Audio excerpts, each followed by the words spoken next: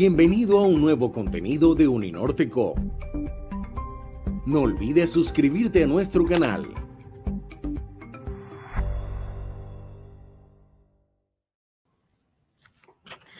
Buenos días, bienvenidos a esta transmisión en vivo de la apertura de la octava escuela de verano de ALAIC. Para quienes estamos aquí compartiendo este inicio de lunes, es un placer contar con ustedes, estudiantes, profesores, demás invitados que van a compartir con nosotros esta mañana de apertura, que tiene unas participaciones de lujo, como iremos viendo. Para empezar esta apertura, estará con nosotros Nancy Regina Gómez, que es directora del Departamento de Comunicación Social de Uninorte, entidad coorganizadora del evento. Muy buenos días, Sandra, muy buenos días también a todos los que se están conectando en nuestra plataforma de YouTube Uninorte Académico. Estamos felices en el día de hoy, ¿no? Como siempre, desde la Universidad del Norte, del Departamento de Comunicación Social de nuestra universidad, complacidos con la apertura de la Escuela de Verano de ALAIC. Quiero enviar un saludo muy especial al presidente de ALAIC, Gabriel Kaplun, a la representante de ASICOM, directora de ASICOM, Beatriz Marín, a Ileana Herrera de la Universidad Uniminuto, y quiero enviar unos agradecimientos muy especiales y un reconocimiento muy especial a todo el trabajo de nuestro profesor coordinador de la maestría en comunicación, Jair Vega.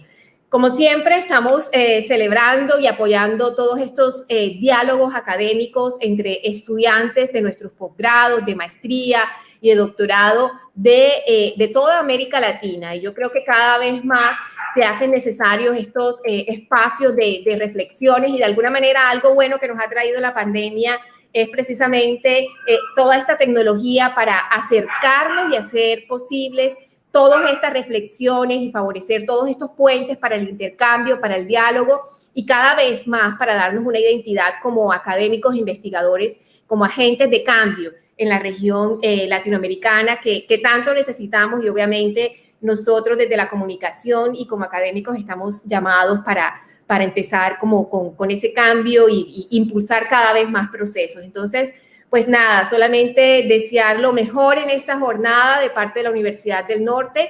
De nuevo, felices y como siempre apoyándolos. Un abrazo para todos, virtual, y a seguir cuidándonos para que sigamos pensando en encuentros, ojalá muy pronto presenciales. Un abrazo a todos. Gracias, Nancy. Como Nancy contó, hay varias cosas que son muy particulares y emocionantes para nosotros también en esta octava escuela de verano. Una es que efectivamente es la primera que hacemos después del proceso de la pandemia, que nos ha enseñado muchas cosas, y una de ellas que podemos experimentar este tipo de espacios virtualmente. Entonces, esta es nuestra primera escuela de verano virtual. Otra cosa que es muy importante y creo que muy diciente de esta octava escuela es que se reúnen varias entidades a organizarla.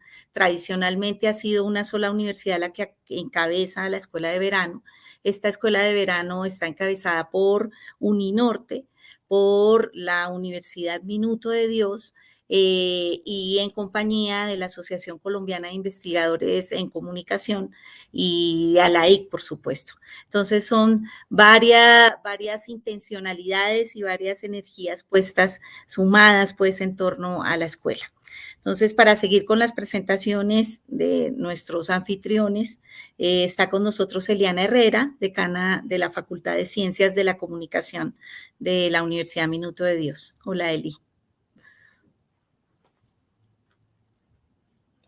Hola, buenos días, Sandra, y buenos días a todos los estudiantes de esta octava escuela de verano. Estamos aquí desde el campus de Uniminuto con el profesor Jair Vega, este colega, compañero, amigo y coequipero en este ejercicio académico de pensarnos esta escuela de verano. Y quisimos saludarlos desde aquí, desde el campus presencial de Uniminuto C de Bogotá, porque ya nuestros estudiantes conocen el campus virtual donde está alojado todo el catálogo de nuestro curso, de nuestra escuela, de nuestro encuentro. Quisiera resaltar dos cosas en este saludo. La primera de ellas es que el 13 de noviembre del 2020, en el cierre de ALAIC 2020, el encuentro del año pasado de nuestra Asociación Latinoamericana de Investigadores en Comunicación, se nos ocurrió con Yair, mientras se estaban haciendo allí las palabras de cierre y se estaban planteando los retos de nuestra Asociación Latinoamericana para los siguientes años, especialmente para este año, proponernos como anfitriones de esta escuela. Y quiero agradecer a la Junta Directiva de ALAIC, a Gabriel Kaplun, pero a todos los que hacen parte de la Junta Directiva, a Fernando Paulino, por aceptar esta propuesta y por trabajar con nosotros en el diseño de esta escuela. Y agradecerle a Uninorte, a través de Yair Vega, pero también a través de Nancy Regina y de todas sus autoridades por apoyar este proceso. Esta es la muestra de un ejercicio de redes, de un ejercicio de cooperación, un proceso que nos invita a unas nuevas formas de relacionamiento cada vez más necesarias, cada vez más importantes y cada vez más fuertes. Creo que la era de la competencia que se instauró con la lógica del capitalismo desde hace varios siglos atrás es una era que tenemos que empezar a transformar, a transitar, a trascender a partir de la cooperación y de las redes. Creo que somos nosotros, los académicos, los llamados a construir cada vez más estas dinámicas de trabajo cooperativo, de trabajo colaborativo, de trabajo en red.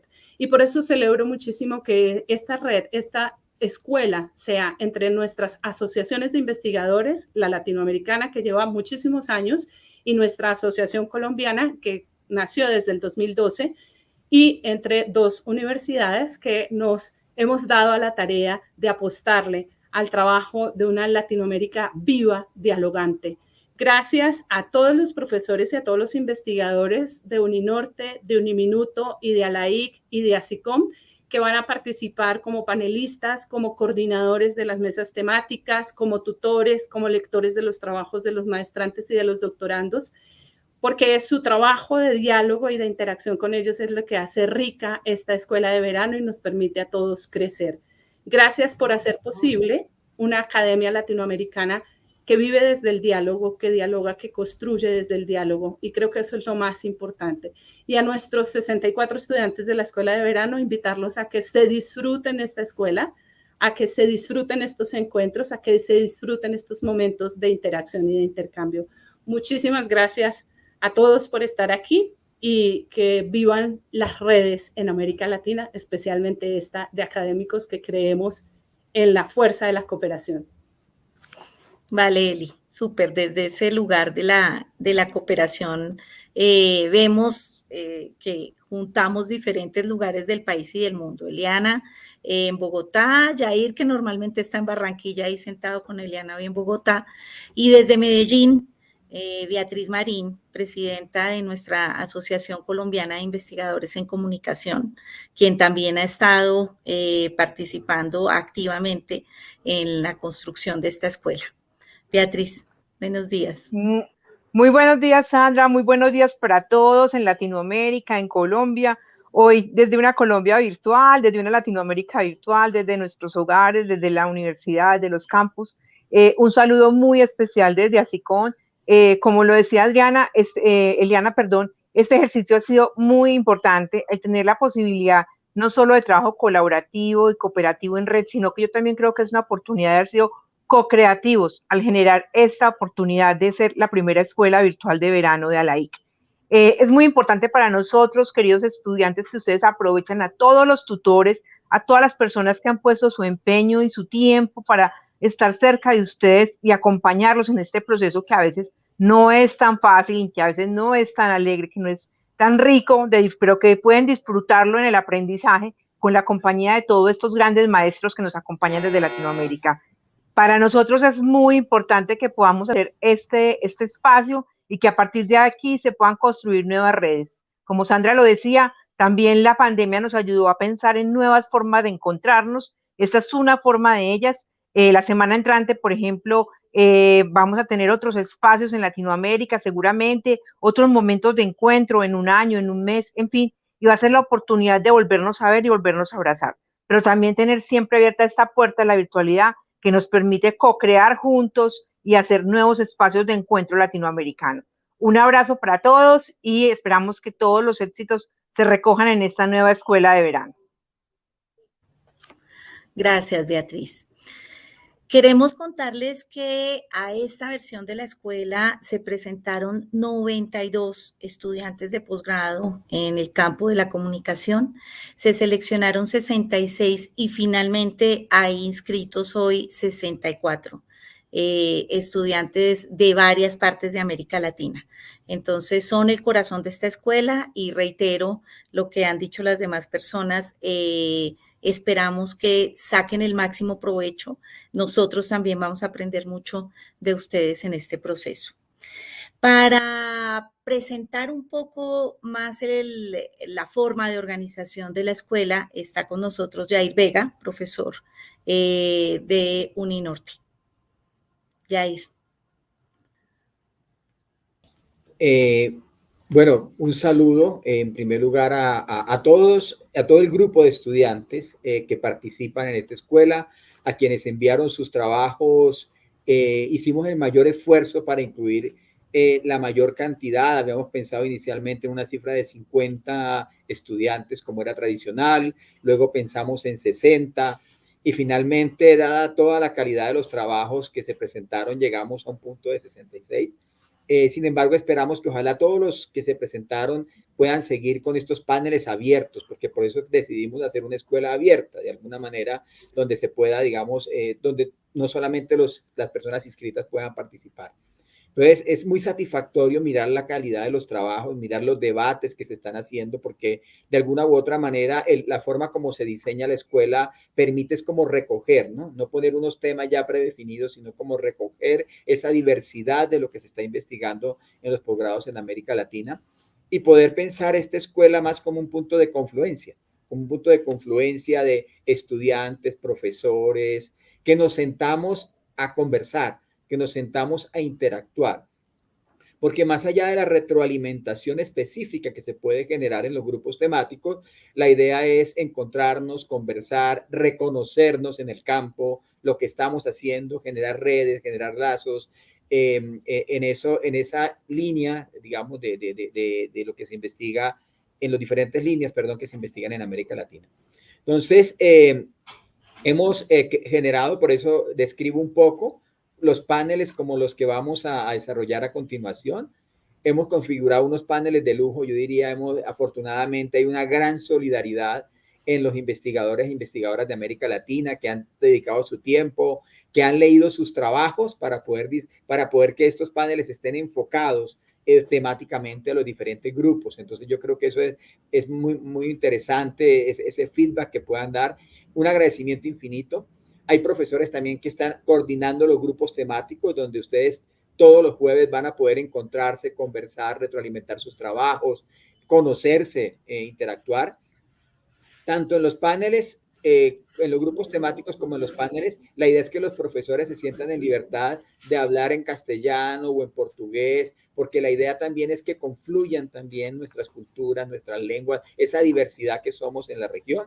Entonces, aprender a comunicarnos también en ese contexto. Entonces, hemos diseñado también el catálogo web, donde ustedes ya se pueden encontrar. Allí tienen acceso profesores, tutores, panelistas, tienen acceso los estudiantes. Entonces, hay un espacio para presentarse, para interactuar, y están todos los materiales de alguna u otra manera disponibles.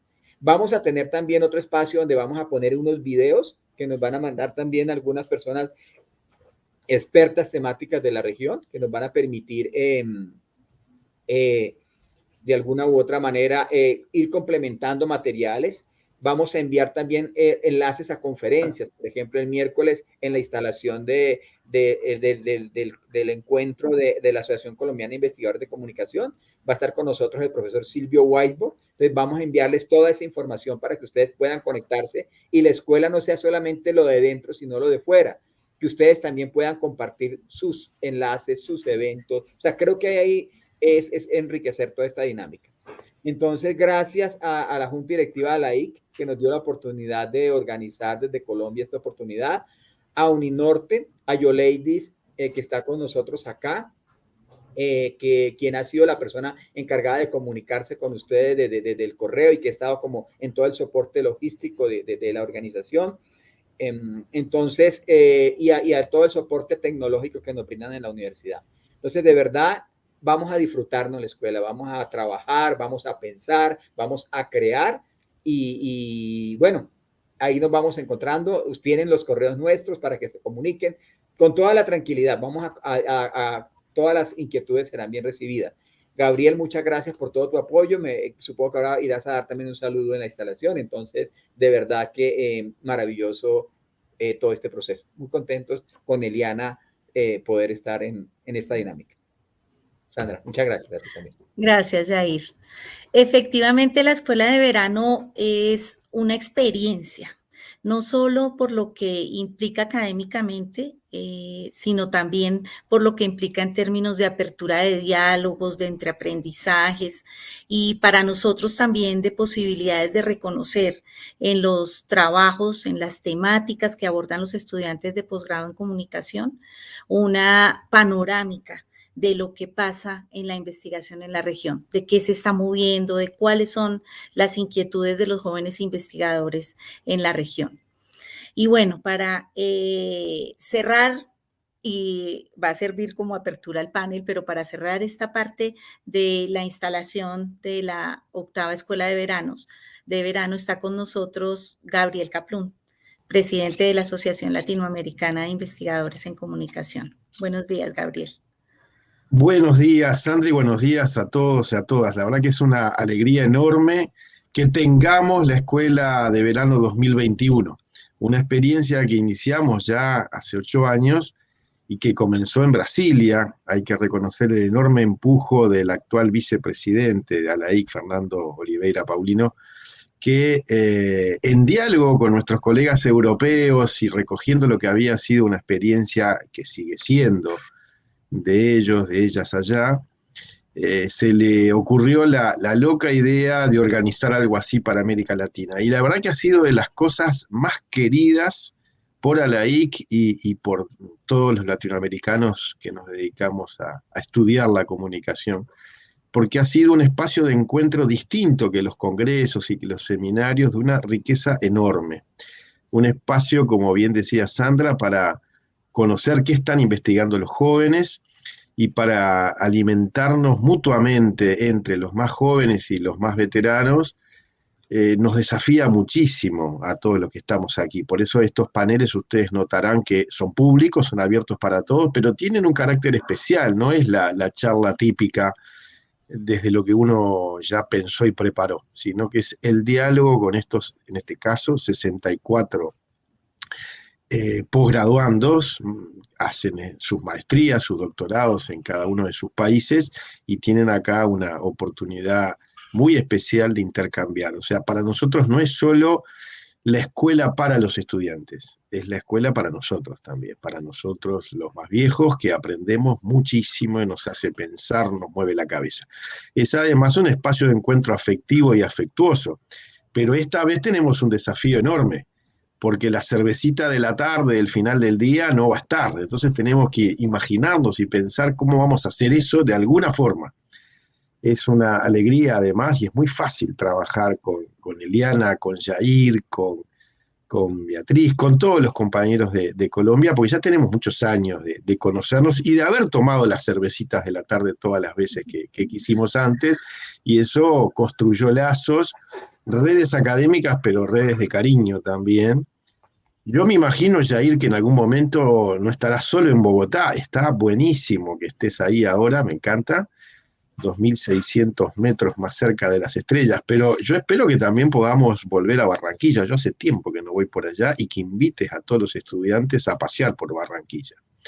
Me cuentan que de la última y la única vez que estuve en Barranquilla, creo que fue la única, resolvieron un poco lo de los arroyos, pero si no, cuéntales cómo era ese problema, porque a mí me tocó y le toca a muchos de los que van por ahí, que hace imposible incluso pasear, pero que es impresionante de ver una ciudad inundada de esa manera, pero una ciudad también inundada de música, inundada del calor de su gente.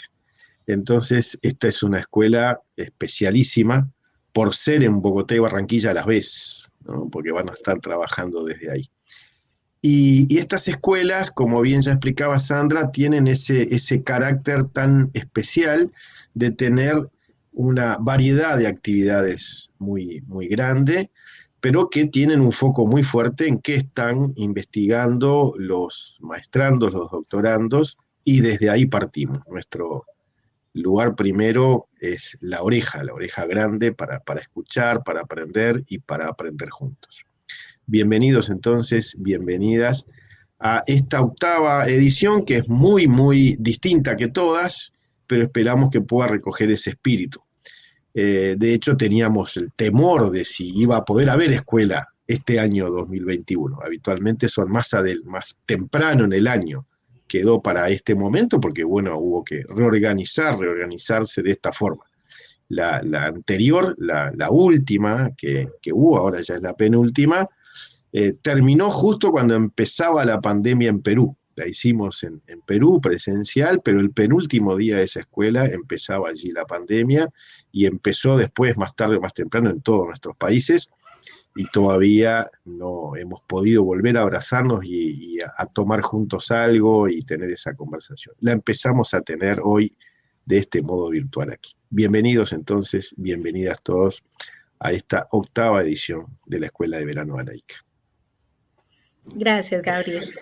Con ese tono afectivo, que es un tono que dice de lo que significa la Escuela para ALAIC, entonces damos apertura a la octava Escuela de Verano, que hoy inicia con un panel, como dijo Yair, de lujo. Entonces, pues salud, salud con un tintico de la mañana aquí desde Bogotá. Y vamos a empezar con la idea de este panel. Este panel tiene un nombre aparentemente muy general, pero que va a tomar particularidad, que va a anclarse en las temáticas de los trabajos que ustedes comienzan a discutir en la escuela hoy, estudiantes. El panel se llama Teorías de la Comunicación, Pensamiento Latinoamericano y Formación de Comunicadores.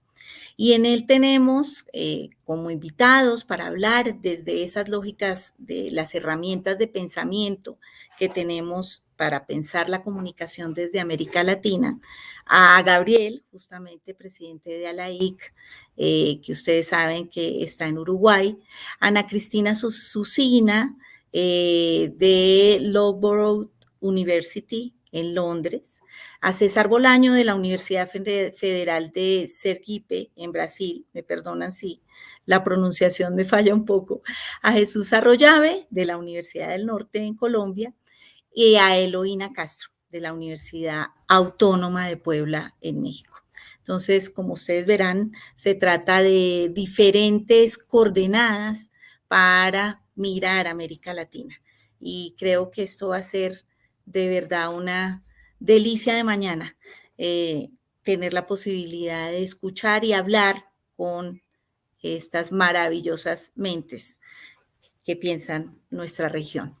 Entonces, la mecánica va a ser que cada uno de ellos va a tener aproximadamente 10 minutos. Acá con nuestras formas tecnológicas les iremos contando cuando ya se acerquen a ese tiempo.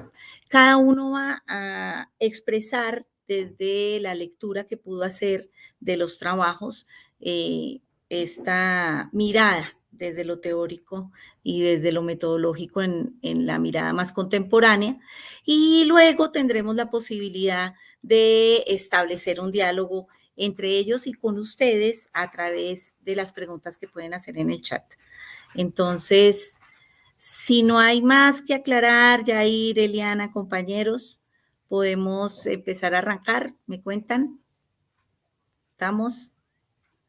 Eli. Sí, claro que sí, Sandra. Yo creo que ya es momento de arrancar este primer panel de los 7 que tendremos y pues invitar a nuestros estudiantes que, aunque están en cada uno de estos paneles más afines según su experticia y según su propuesta de tesis, pues que se puedan disfrutar también los 7 paneles porque muy seguramente de todos podremos interaprender muchas cosas. Vale. Entonces yo les propongo que arranquemos para aprovechar el entusiasmo y el calorcito del mate que se está tomando Gabriel en Montevideo con él. Gabriel es comunicador, magíster en educación, doctor en estudios culturales latinoamericanos, profesor titular actualmente de la Facultad de Información y Comunicación de la Universidad de la República y docente de la misma universidad. Gabriel es el presidente de ALAIC y coordina el grupo de investigación Altermedia y el observatorio también de las profesiones de la comunicación, con los que trabaja sobre medios y políticas de comunicación, mundo del trabajo y educación superior. Sería infinito leer la hoja de vida y los logros y los aportes de ALAIC. De Gabriel, perdón, desde ALAIC y desde todos los otros escenarios en los que ha participado en su trayectoria. Así es que, sin más, bienvenido, Gabriel, y gracias por compartirnos esta reflexión. Muchas gracias, Sandra. Y bueno, ahora cambiamos entonces de sombrero, porque más que como presidente de ALAIC, voy a hablar desde lo que he venido trabajando y pensando. En parte, es cierto, una parte importante con la oportunidad que ALAIC da para tejer redes intelectuales en este caso, pensar con otros. Entonces quiero plantear básicamente dos cosas. Una que tiene que ver con el mapa o mi mapa de las teorías de la comunicación latinoamericanas y otra que es el vínculo con las propuestas de tesis, los proyectos en los que están trabajando algunas de los y las estudiantes que están en esta escuela de verano.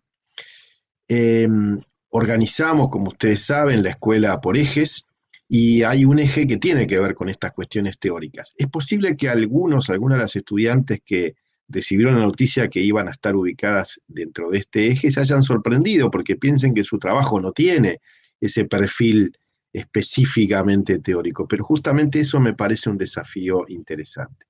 El mapa, o los mapas posibles. Yo les cuento un poco del mío, que es un mapa que he ido pensando desde hace ya una década, podríamos decir, y que hace unos 6, 7 años atrás le di forma en un artículo que está en la revista ALAIC, al que llamé Nuevas y Viejas Tradiciones en la Comunicación Latinoamericana.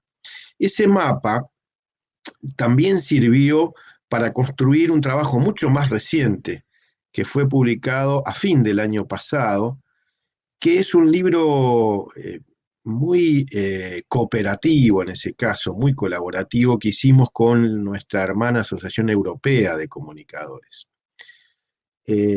con ECREA. Lo que hicimos en ese caso fue ver esas tradiciones distintas en América Latina y en Europa y comparar los desarrollos en torno a esas tradiciones, que al principio habíamos pensado como 4 grandes tradiciones, pero que terminaron siendo 6. Y entonces quiero hacer una referencia a eso, porque eso constituye un mapa posible. Por supuesto, después uno confronta su mapa con lo que están investigando, lo que están trabajando, en este caso los doctorandos, los maestrandos, y puede encontrarse con que tienen otros mapas o no se parece a lo que uno pensó, y el diálogo entonces pasa a ser más rico, más desafiante. ¿Cuál era y sigue siendo mi mapa, aunque uno también los va cambiando? En mi mapa, que no voy a explicar en detalle, voy a apenas poner los grandes hitos que hay en ese camino. Ustedes pueden leer con más tranquilidad después, los que no conocen, no leyeron aquel artículo de hace unos años y este libro mucho más reciente, dice lo siguiente: tenemos en América Latina una primera corriente teórica que no se explicitó mucho, pero que sustentaba mucho de lo que en las escuelas, carreras, facultades de comunicación se estaba haciendo, y que yo caracterizaría básicamente como una mirada funcionalista de la comunicación. Sobre esa mirada que tiene raíces muy fuertes en el mundo anglosajón, pero sobre todo en el mundo de Estados Unidos y en parte de Norteamérica en general, de Canadá en todo caso, pero sobre todo el mundo estadounidense, esa mirada funcionalista sirvió mucho para construir el perfil con el que se pensaron las formaciones de los periodistas primero, luego también de los publicistas y los que trabajan en la comunicación organizacional, institucional, las relaciones públicas, y se extendió hacia otras áreas de la comunicación, por ejemplo, lo que tenía que ver con la comunicación aplicada a campos como la salud o la extensión rural, con teorías muy fuertes como la de difusión de innovaciones, que gente como Rogers había pensado en Estados Unidos a mediados del siglo pasado. Los años 60 fueron particularmente ricos en que se consolidara esa mirada, y esa mirada tenía una fuerza, y tuvo fuerza, por ejemplo, una institución emblemática como el CIESPAL, que ya cumplió sus 60 años, y que si uno repasa la bibliografía que publicaba en sus primeros tiempos, tiene mucho que ver con esa forma de entender y mirar la comunicación. Eso quedó rápidamente opacado, descartado por miradas que tuvieron una fuerza muy grande. En primer lugar, lo que podríamos llamar a grandes rasgos la corriente crítica en comunicación, con una inspiración fuerte en la escuela de Frankfurt, en los pensadores como Adorno, como Horkheimer, en parte como Walter Benjamin también, y que plantearon una crítica frontal al funcionalismo, sobre todo una crítica a los sistemas de comunicación, si vienen además para inspirar movimientos importantes, como el que tuvo un lugar muy fuerte en la UNESCO cuando se aprobó el informe McBride, que proponía un nuevo orden mundial de la información y la comunicación, partiendo de la idea de muy fuertes desigualdades en este terreno, en el mundo y en cada país. Esta escuela crítica tuvo miradas más desde la economía política de la comunicación, y aquí tenemos un referente latinoamericano importante como César Bolaño, que integra, por suerte, este panel, nuestro querido amigo, y quien también estuvo en el lugar que yo hoy ocupo como presidente de ALAI. Pero también tuvo miradas desde otras disciplinas, como la semiótica, una crítica muy fuerte a los discursos, al colonialismo, más que a la colonialidad, que es algo que va a venir después, de lo que estaba pasando y lo que se decía en América Latina, aquel famoso libro para leer al Pato Donald, de Dorsman y Matarre, tuvo también esa mirada muy, muy presente. Frente a eso, en los años 80 aparece con mucha fuerza una corriente que hasta hoy tiene una enorme fuerza y que nos dio una mala y triste noticia este año con la muerte de Jesús Martín Barber, eso que yo llamaría la corriente culturalista, la mirada que invertía las preguntas, más de que decir qué hace la televisión con la gente, es qué hace la gente con la televisión. Y ahí hay mucho que se empezó a repensar a partir de estas propuestas que se construyeron en América Latina, con nexos fuertes con otras partes del mundo, la escuela de Birmingham, los estudios culturales ingleses, pero con un desarrollo propio latinoamericano súper potente y que hasta hoy sigue teniendo una gran fuerza. En medio de todo eso, y casi al mismo tiempo, se desarrollaba una cuarta mirada, diría yo, que se sentía cómoda e incómoda con todas las demás, que es la mirada alternativista, y que decía, está bien la crítica, y está bien la crítica de la crítica que hacen los culturalistas, pero también hay que decir, ¿y qué hacemos entonces? ¿Qué hacemos en la práctica, en las prácticas? Porque muchas veces toda esta crítica podía dejarnos, y en los hechos a veces nos dejaba paralizados, sabiendo qué decir, qué criticar, pero no sabiendo qué proponer para hacer. Y eso pasa a ser muy importante, sobre todo en las carreras de comunicación, porque podía terminar en una esquizofrenia. Podemos decir lo que está mal, pero no podemos decir qué hacer en el campo profesional, y al final lo único que ofrecemos es de vuelta funcionalismo a nuestros estudiantes. Y algo de esta esquizofrenia existió durante mucho tiempo y yo creo que existe aún en la formación de comunicadores. En todo este panorama de 4 grandes miradas, en los últimos años aparece una quinta, quizás, y lo pongo con signo de interrogación, y Eloína Castro nos va a hablar de eso, que es la mirada decolonial, que en las ciencias sociales ha tenido una enorme fuerza y que en el campo de la comunicación también empieza a hacerse preguntas que parece que no estaban antes, aunque algunos creen que ya estaban planteados en esta mirada alternativa o alternativista. A preguntarse, y Eloína lo explicará mucho mejor y con más tiempo, que tenemos que repensar cuando miramos a América Latina desde sus pueblos originarios y desde epistemologías que no son necesariamente y solamente las occidentales, ya no solo con una propuesta de multiculturalidad, de respetar a todas las culturas, sino de interculturalidad, de dialogar desde maneras distintas, de pensar qué es hacer ciencia y qué es en particular pensar la comunicación. También hay quienes dicen, y por eso en este libro reciente con Alaí, que el feminismo está aportando mucho para repensar esto. Algunos creen que eso va muy de la mano con la mirada decolonial, tal vez Eloína también lo quiera abordar, y por eso le hicimos un lugar especial en este trabajo conjunto con los colegas europeos. Que hay mucho de las dominaciones, que no son solo de clase, que sino son también de género, son étnicas, son culturales en un sentido muy profundo y que nos obligan a repensar todo en las ciencias sociales y en particular en nuestro campo de la comunicación.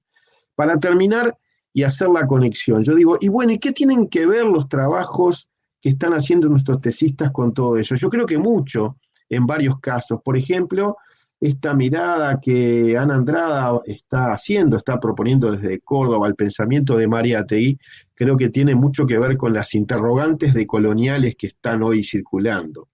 Creo que la mirada que Marisa da Cruz, Capricci desde la USP de San Pablo, de la Universidad de San Pablo, va a proponer sobre los movimientos estudiantiles y cómo se ha estudiado la comunicación de estos movimientos en Chile y en Brasil en este caso, tiene mucho que ver con esa tradición alternativista.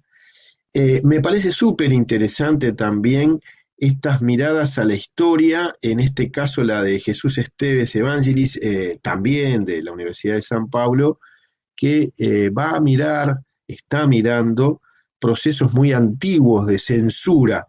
Yo creo que es muy probable que una perspectiva decolonial como la que Eloína Castro va a proponer ahora ilumine esa mirada.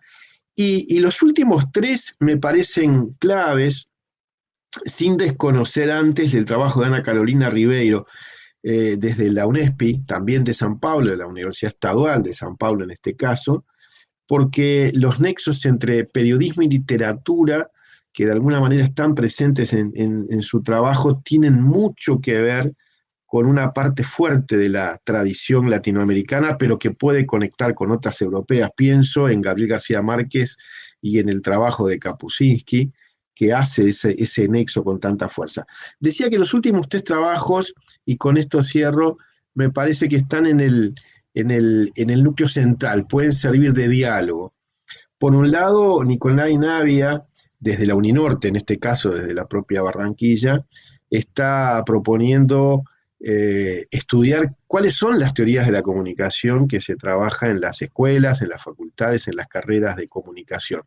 Y mi desafío, mi pregunta para Nicolai es, sería interesante tratar de detectar, de relevar qué tanto hay o no, ojalá, de esa esquizofrenia de lo que yo hablaba, esa discontinuidad, esa incluso bipolaridad casi entre las teorías que se enseñan y las prácticas que se proponen, entre el mundo profesional y el mundo de la formación desde la mirada teórica.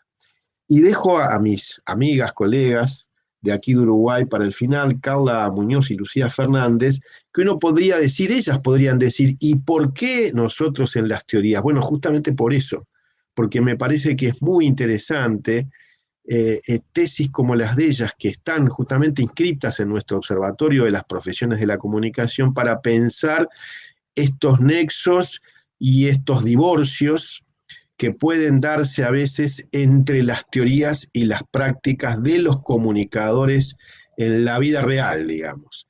Podemos enseñar mucho desde la teoría, pero tenemos que preguntarnos cómo eso juega o cómo no juega en el mundo concreto y práctico de lo que hacen los profesionales de la comunicación, del campo concreto y real de la comunicación, porque es preguntarnos también algo que tiene que desafiarnos, a veces angustiarnos, pero siempre esperanzarnos. ¿Cuánto aportamos construyendo teóricamente a la transformación de la comunicación en nuestro continente tan complejo, tan dolido? ¿Cuánto aportamos desde la comunicación a la transformación social? Yo quería plantear estos desafíos en el inicio de este panel y también de esta escuela. Gracias, Gabriel. Ahí hay varios interrogantes que Gabriel pone, algunos situados en los trabajos de ustedes desde diferentes lugares y otras que nos sirven de marco, creo que a todos los que estamos o están empezando en la escuela hoy. Así es que vayan tomando nota, vayan apuntando, escribiéndonos en el chat qué preguntas le tienen a Gabriel, qué respuestas tienen de las preguntas que también Gabriel lanzan, y vamos a ir acumulando entonces desde los comentarios del chat algunas líneas de pregunta para que después de que los 5 que nos están acompañando hoy, ponentes o panelistas, expresen sus miradas, hagamos una especie de diálogo más abierto, incluyendo sus preguntas y sus comentarios. Gracias, Gabriel. Entonces, vamos a seguir ahora con los aportes de Ana Cristina Susina. Ana Cristina es periodista y doctora en Ciencias Políticas y Sociales de la Universidad Católica de Lovaina en Bélgica.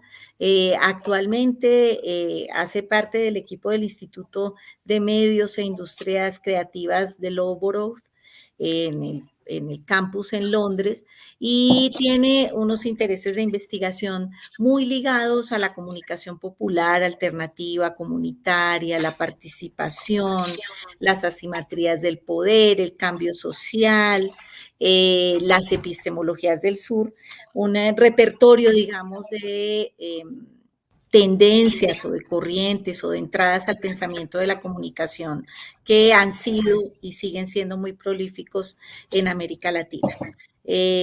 Durante 15 años, Ana Cristina también se ha desempeñado como especialista en comunicación para el cambio y recientemente además ha publicado y coordinado publicaciones, y recientemente una que nos llama la atención sobre la evolución justamente de la comunicación popular en América Latina. Entonces, sin más, Ana Cristina, muchas gracias y bienvenida. Buenos días, Sandra, gracias por la presentación, gracias a Gabriel por introducirnos en este debate, y sobre todo gracias a mis saludos y mi agradecimiento a la organización de la Escuela de Verano. Es una gran alegría estar con ustedes, y lo digo porque cuando yo estaba haciendo mi doctorado, yo tuve muchas ganas de participar de la Escuela de Verano y no he podido. Y bueno, ahora estoy acá y tengo el placer de participar de ese debate de una otra manera, por una otra entrada. Así que gracias por la invitación. Como decía Sandra, yo tengo, es importante, me parece, situar desde dónde hice esa lectura de los trabajos que están vinculados a ese panel, y yo lo resumiría que es la mirada de una migrante geográfica, pero también una migrante intelectual y profesional del campo de la comunicación, porque mitad de mi formación académica la hice en Brasil, con mi grado en periodismo y después algunas especializaciones, y después, más adelante, hice mi maestría y mi doctorado en Bélgica, y ahora trabajo en Inglaterra, así que mi formación y mi experiencia es una experiencia migrante, Y de alguna manera la manera como miro, como leo estos trabajos tiene que ver un poco con estas diferentes experiencias, ¿no? Que como nos enseña mucho la epistemología latinoamericana, la experiencia nos enseña mucho y nos marca mucho en la manera de producir y compartir conocimiento. Y así que creo que es importante tener en cuenta que hablo desde ahí, desde este punto, no sé, a la mitad del Océano Atlántico, con un pie en cada lado. Y me dio mucho gusto leer los trabajos, los resúmenes de los trabajos. Y creo que en algunos comentarios, en algunas reflexiones, me voy a repetir un poco lo que Gabriel introducía, pero tal vez a partir de otras perspectivas. De esos trabajos, yo he sistematizado 4 puntos que me parecen importantes como cuestiones a trabajar durante la escuela de verano. Para estos trabajos, pero también para otros, porque supongo que en otros ejes estas cuestiones también pueden aparecer y pueden ser interesantes. El primer punto que me parece común y me parece transversal a estos trabajos es la posible relación entre los estudios de caso y el desarrollo de reflexiones transversales. Y eso era justo lo que Gabriel decía al final de su exposición, y trataba de decir de qué manera los trabajos de Uruguay, qué hacen estos trabajos de Uruguay, que miran tan detenidamente a la práctica, que hacen en el eje de la teoría. Y yo creo que es bastante eso lo que me llama la atención cuando veo estos puntos en común entre los trabajos, y que bajo este punto transversal entre relación entre estudios de caso y desarrollo de reflexiones. Mirando desde los debates internacionales, muchas veces se habla de América Latina, los estudios de comunicación en América Latina como muy anclados en la práctica, muy anclados en la empiría, y eso algunas veces es visto como una calidad, y muchas veces es criticado también. Y yo creo que muchas veces esa discusión no va a fondo y no observa la potencialidad que tiene. Yo creo que todas las contribuciones de la teoría del pensamiento latinoamericano vienen de esta relación muy fuerte entre pensar con los pies bien anclados en la práctica. Y entonces eso sí, me encanta ver trabajos que miran a la práctica y miran a la teoría en un mismo panel, en un mismo eje, y eso yo creo que es un desafío importante en la escuela de verano, que estos trabajos, que las investigaciones se vean como punto de contacto entre teoría y práctica, que la práctica sea iluminadora de la teoría, que la teoría sea iluminadora de la práctica. Por ejemplo, pienso en el trabajo de Andresa sobre los estudios sobre la perspectiva de comunicación en movimientos estudiantiles en Chile y en Brasil.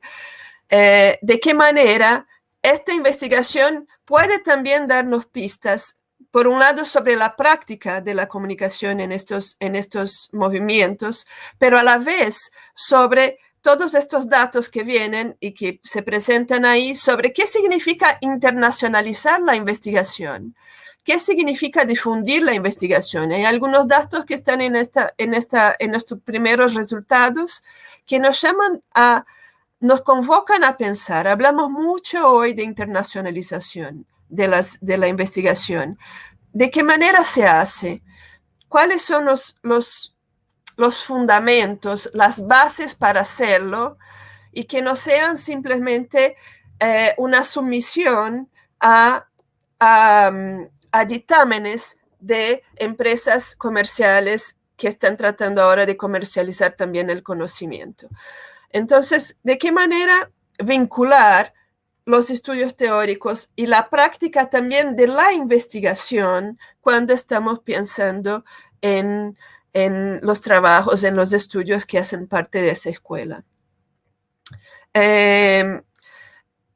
Gabriel también mencionaba el trabajo de Nicolai sobre las teorías de comunicación que se enseñan en Colombia, y Nicolai en su trabajo pregunta cuáles son las teorías de la comunicación que se están enseñando en América Latina.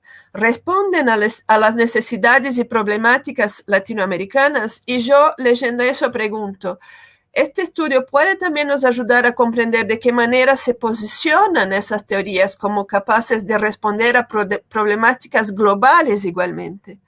Porque muchas veces también escuchamos de los estudios de América Latina en debates globales que sirven para América Latina, cuando sabemos que sí tienen mucho potencial para responder a preguntas más amplias. Entonces, ¿de qué manera dar ese paso con estos trabajos? ¿De qué manera mirar los casos, las situaciones, los estudios que se hacen sobre América Latina y ya impulsionar un diálogo con preguntas más amplias?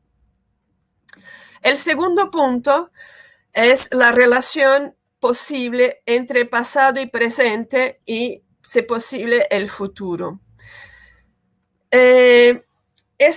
Nosotros vivimos actualmente un momento interesante, ¿no? Con la emergencia, el fortalecimiento de los estudios decoloniales. Y eso me parece excelente, pero muchas veces vamos acá. He participado en Europa de algunos debates donde se hace justo esa discusión sobre reconocer los diferentes aportes de distintas regiones, de distintas escuelas de pensamiento, y muchas veces se habla de América Latina como un aporte en el pasado. Se hablan de las primeras corrientes, como bien decía Gabriel, y muchas veces es casi una mirada nostálgica. Y entonces a las investigaciones que trabajan con el reconocimiento de los padres fundadores del pensamiento latinoamericano, de qué manera esos trabajos pueden aportar para que se reconozca que esta es una contribución del pasado, pero que sigue actualizándose en el presente, que las preguntas que se hacían en el pasado pueden aún hacer mucho sentido en el presente, y de qué manera vincular eso y tratar de salir o tratar de no caer en esa mirada nostálgica sobre el pasado, un pasado donde se hicieron cosas, porque bueno, acá estamos en la introducción. Sandra, Jair, Eliana nos hablaban 92 inscritos, 64 participantes. Es una escuela de pensamiento muy fuerte, muy vibrante. Lo vimos en el Congreso de ALAIC hace poco. Entonces, para marcar que nuestras investigaciones, mirando en la historia, reconociendo los aportes históricos, sean también puentes para mostrar el vigor de la investigación actual y de las contribuciones actuales de América Latina en los estudios de comunicación de manera general. El tercer punto que me llama atención es, lo he llamado, ¿para qué sirve esta escuela? Y están muy interesantes para este panel las respuestas para la pregunta sobre qué esperan los y las participantes de esta escuela de verano.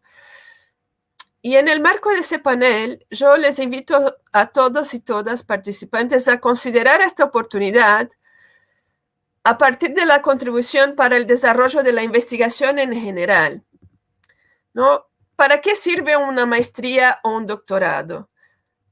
Para producir ese documento final, que es la tesis, que es una disertación, pero es también para madurar un investigador, una investigadora. Entonces, ¿de qué manera esa escuela de verano va a servir no solo para mejorar las investigaciones, el resultado de esta investigación, pero va a servir para ayudarnos a todos, y también Gabriel decía algo muy bien, no solo a los que están desarrollando investigaciones, maestría y doctorado, pero a todos nosotros y nosotras, a salirnos de acá mejores y mejores investigadores e investigadoras.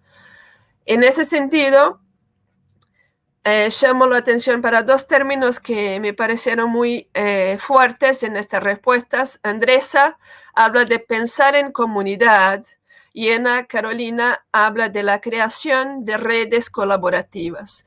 Y eso es importante pensar que América Latina es también reconocida dentro de la región y fuera de ella como un lugar donde se ha desarrollado de manera muy fuerte redes colaborativas de citación mutua, redes colaborativas de ciencia abierta.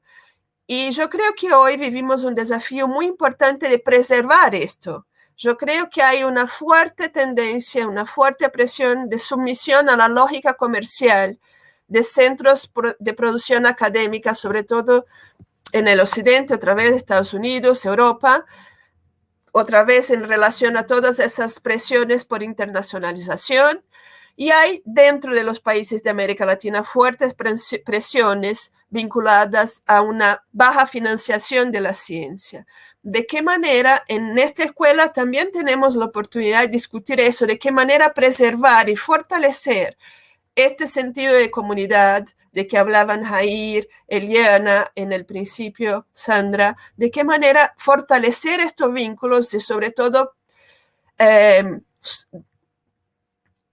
me escapa la palabra en castellano, pero apoyar estas iniciativas de ciencia abierta y de colaboración entre nosotros?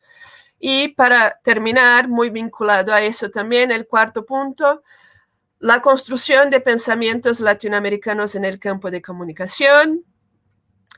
Y esto, bueno, quiero sumarme a lo que decía también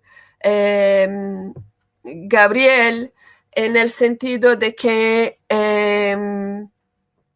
no, todos nosotros y nosotras, más viejos, más jóvenes, con más o menos experiencia en la vida académica, hacemos parte de un proceso permanente de aprendizaje.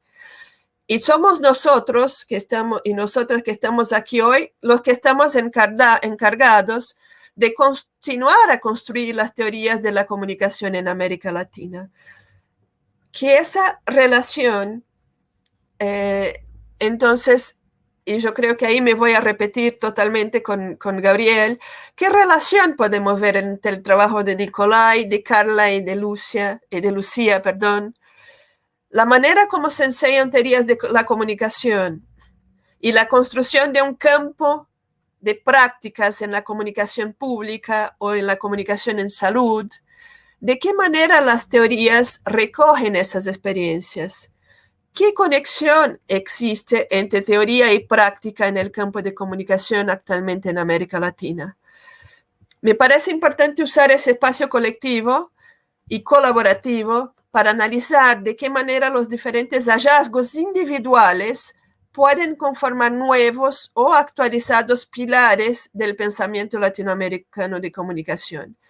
Y para realmente terminar, hago mención a Carlos Alberto Scolari, que en 2006, haciendo un comentario sobre una conferencia de Jesús Martín Barbero, provocaba, entre comillas, ¿será que hoy predominan los consensos teóricos ideológicos en los estudios de comunicación? ¿Se han convertido los debates académicos en desapasionados diálogos entre aburridos colegas? Espero equivocarme, pero si así fuera, habría que comenzar a remover las aguas y promover nuevas discusiones. Y deseo que, empezando de hoy, de este momento, bueno, y de todo lo que fue la preparación de esta escuela, este sea un momento de diálogo y de no aburrirnos, sino que pensar todos los puntos en común, todos los puntos transversales que mantienen viva la Escuela de Comunicación en América Latina. Muy buen trabajo a todas y todos en esta escuela de verano y otra vez muchas gracias por la invitación, por la oportunidad de estar con ustedes. Gracias, Ana Cristina. Bueno, va estirándose el hilo entre lo que nos van diciendo y advirtiendo sobre los trabajos, pero también sobre el pensamiento general en América Latina, Gabriel y Ana Cristina.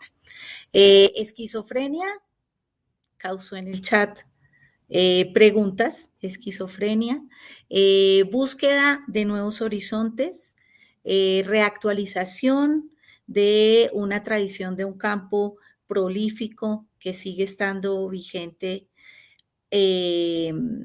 relación teoría-práctica, renovación, posibilidad de internacionalización, viaje entre lo local y lo internacional. Ahí van las nubes de pensamiento posándose sobre nuestro cielo de hoy en esta escuela. Vamos a ver que seguimos sumando a este cielo con César Ricardo Siqueira Bolaño, profesor titular aposentado de la Universidad Federal de Sergipe, profesor colaborador del programa de posgraduación en Economía de la UFS, ha sido presidente de la Asociación Latinoamericana de Investigadores, creador del actual directorio del observatorio, de la dirección del Observatorio de Economía de las Comunicaciones, de la red EPTIC, de la revista EPTIC, que tienen especialización todas en economía política de la información. Es fundador también de los grupos de trabajo EPC de la Sociedad Brasilera de Estudios Interdisciplinares de Comunicación, Intercom, y actualmente coordina el GT de Economía Política del Colegio Latinoamericano de Ciencias Sociales, CLACSO.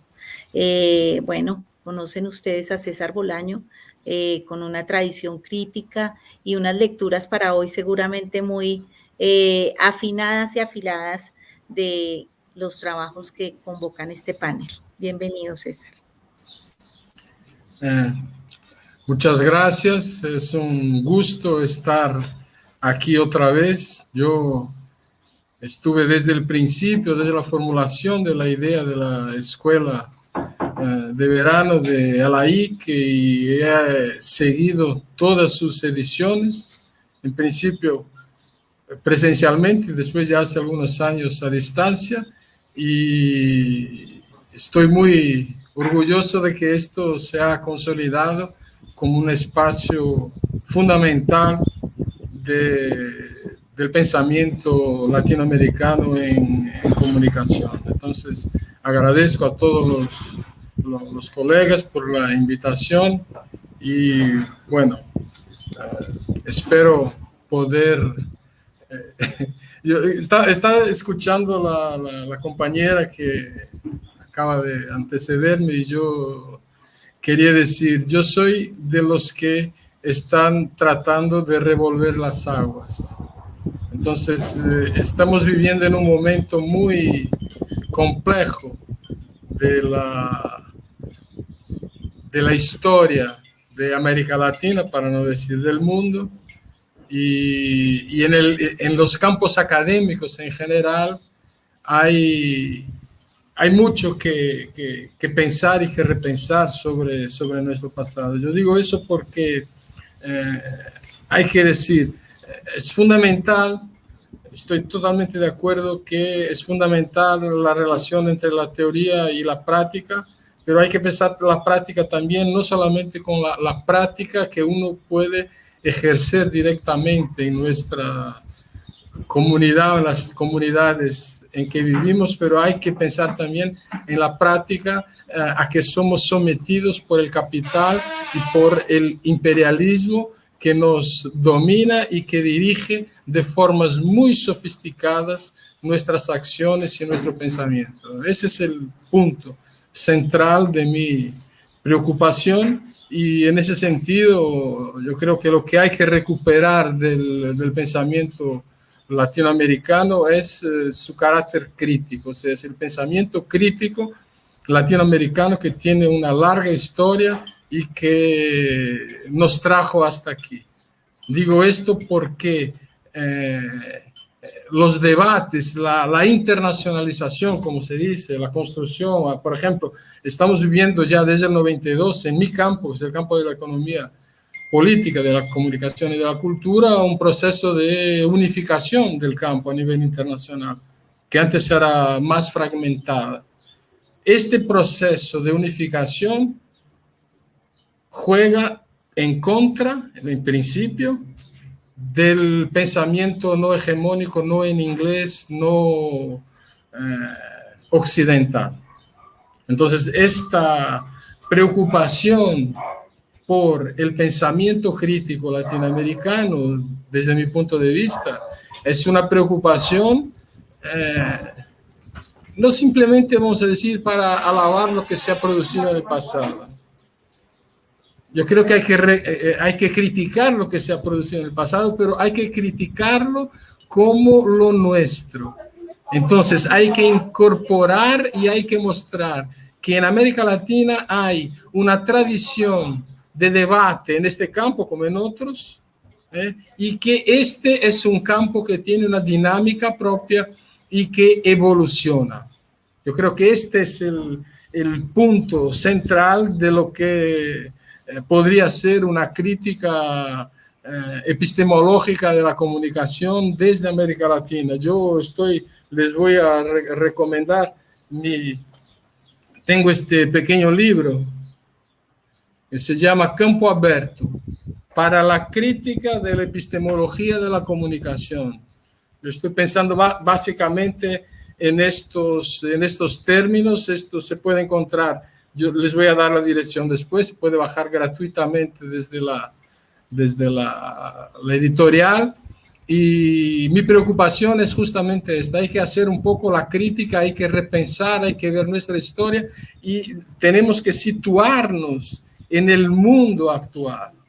Entonces, cuando hablamos de una praxis y de que el pensamiento debe estar fundado en ello, bueno, lo fundamental es que hay que reflexionar sobre el conjunto de las limitantes y de las condiciones a que somos sometidos. Por ejemplo, para no quedar en un nivel muy abstracto, ¿no? La comunicación. Hay una relación, eso yo lo discuto en el libro, hay una relación muy fuerte entre la organización de los campos académicos en general y la organización o cómo se estructura la hegemonía a nivel nacional, a nivel internacional. El ejemplo más clásico en las ciencias sociales es de la economía, de la vieja economía política, que representa un pensamiento burgués, y de la crítica de la economía política, que pretende hacer justamente la crítica a ese pensamiento partiendo de una perspectiva relacionada con la clase obrera y tal. Bueno, el campo de los cambios de hegemonía a nivel internacional promueven cambios en ese sentido.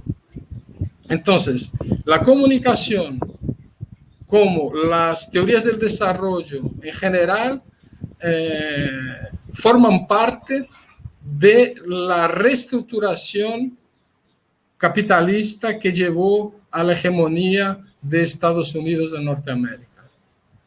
Entonces, es una creación, el campo académico de las teorías del desarrollo, como la consolidación de ese campo. No estoy hablando de su génesis más antigua, pero la consolidación de este campo como campo académico es parte de la reestructuración de todo el campo intelectual que se realiza a partir de la consolidación de la hegemonía norteamericana a la final de la segunda posguerra, básicamente.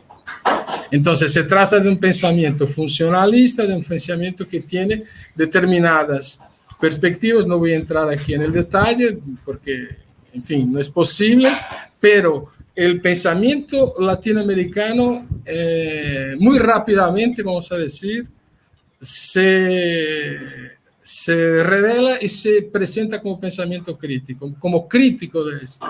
Entonces, la primera escuela, la escuela llamada del estructuralismo histórico latinoamericano, de la CEPAL, entre los economistas, es la matriz de todo el pensamiento social latinoamericano del siglo XX o de la segunda mitad del siglo XX, para ser más exacto, ¿no? El debate que se realiza aquí, la constitución del pensamiento crítico en comunicación, va a estar fundamentado tanto en la importación de la Escuela de Frankfurt y de los grandes precursores del pensamiento crítico internacional en el campo, pero también de manera muy intensa de lo que pasaba en América Latina y de los debates de la escuela histórico-estructural latinoamericana, que se veía confrontada con problemas muy graves y muy importantes de desarrollo, de industrialización, de transformación de la realidad latinoamericana, que es muy compleja y nosotros sabemos hasta dónde hemos llegado. O sea, todo esto es fantástico, todo esto es fundamental y todo esto debe ser criticado a partir de la situación actual en que nosotros estamos viviendo. Bueno, la situación actual en que nosotros vivimos es una situación de un avance brutal de un pensamiento y de una práctica de extrema derecha a nivel internacional, a nivel latinoamericano, y Brasil es un ejemplo muy fuerte de esta situación. Hay que enfrentar a esto, hay que construir los instrumentos de análisis, los instrumentos políticos, los instrumentos intelectuales que puedan ayudar a encontrar formas de crítica y formas de lucha para la clase trabajadora. El ambiente actual, intelectual, a nivel internacional y en América Latina, es bastante complicado. Su raíz está en los años 80. Viene de la crisis capitalista, de la crisis estructural que se evidencia de forma muy grave a partir de los años 70 y que encontrará una respuesta de parte de los poderes constituidos, de la burguesía internacional y del imperialismo, a partir de los años 80 con el neoliberalismo y todo lo que nosotros sabemos, que no hay que entrar en esto aquí. Pero del punto de vista del pensamiento, los años 80 están marcados por una regresión importante del pensamiento crítico. Esta regresión está relacionada con el avance al lado del neoliberalismo como un brazo de apoyo, el pensamiento postmodernista. Y fundamentalmente, tanto en la derecha bien pensante, como se dice, como en la izquierda, una perspectiva revisionista muy grave en relación a lo que sea la importancia del trabajo y de la clase trabajadora y sus posibilidades de transformación de la realidad. Esto nosotros estamos viviendo, esto impregnó las ciencias de la comunicación y las ciencias en general de forma muy importante, y hubo un ataque fundamental al pensamiento marxista que se vio confrontado con todo tipo de críticas y con todo tipo de descualificación, que sigue muchas veces de la parte de un pensamiento de derecha, lo que es natural, pero muchas veces también desde perspectivas que se pretenden críticas, sí que están, y eso está muy bien, buscando constituir el nuevo pensamiento crítico. Entonces nosotros vemos disputas del campo académico que no nos ayudan a construir lo que se pretende, o sea, un pensamiento integrado y fundado en la realidad, crítico y transformador, ¿no? No es posible construir esto dejando de lado la centralidad del trabajo, de la clase trabajadora, de Marx en la comprensión de los movimientos del capital y hacia dónde, del capital y del imperialismo, hacia dónde se va. Nosotros tenemos una tradición en ese sentido en el campo de la comunicación. Bueno, yo estoy en eso ya desde hace un par de décadas, un poco más, que es el de la economía política de la comunicación. La economía política de la comunicación forma parte del pensamiento crítico internacional. En América Latina nosotros tenemos una perspectiva tal vez distinta de otros sectores, pero es necesario establecer el diálogo en estos términos. Yo creo que, bueno, yo hago una división de la historia del pensamiento comunicacional latinoamericano un poquito más simplificada que la de Gabriel, que está muy bien. Yo pienso, pensando un poco más en términos de este movimiento, ¿no? Entonces dejo un poco de lado una serie de cosas, pero si vamos a pensar en términos de los momentos en que el discurso crítico se articula, yo digo que hay una escuela, la primera escuela crítica latinoamericana de las teorías de la dependencia y del imperialismo cultural, que está muy bien, y luego nosotros tenemos una crítica a eso de los estudios culturales, básicamente, y otra crítica de la economía política que no tuvo la misma visibilidad. Y la crítica de los estudios culturales, nosotros podemos discutir esto después, si quieren. Es interesante, pero es muy limitada para enfrentar los problemas que nosotros tenemos que enfrentar. Tanto es así que del gran programa de investigación que se construyó y que tuvo una importancia muy grande, que es lo que se conoce de América Latina hoy, básicamente fuera de América Latina, se va a concentrar básicamente en el problema de la recepción y ahí queda. La capacidad de saltar, y además porque se incorporó de una manera muy cuestionable del paradigma de la posmodernidad. Eso está en prácticamente todos ellos. Entonces, yo cuando dejé la presidencia de ALAIC, escribí un texto.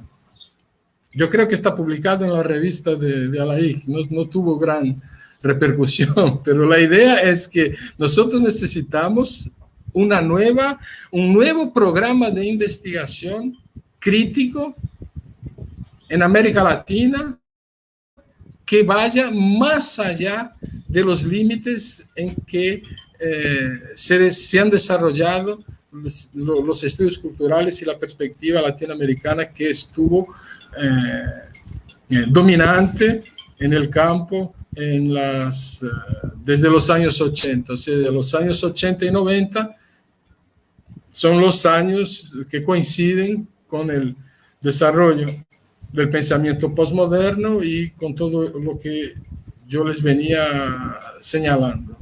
O sea, yo creo que es necesario en este momento recuperar esta perspectiva. Yo creo que la economía política es una puerta de entrada en eso, pero no es lo único. Hay muchos aspectos del problema que, por ejemplo, los decoloniales, a mí no me gusta la palabra decolonial, los estudios de descolonización, los estudios de género, los estudios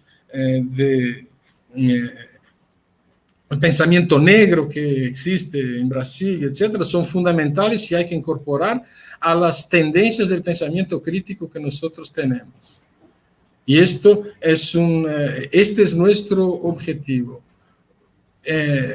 Pero el problema es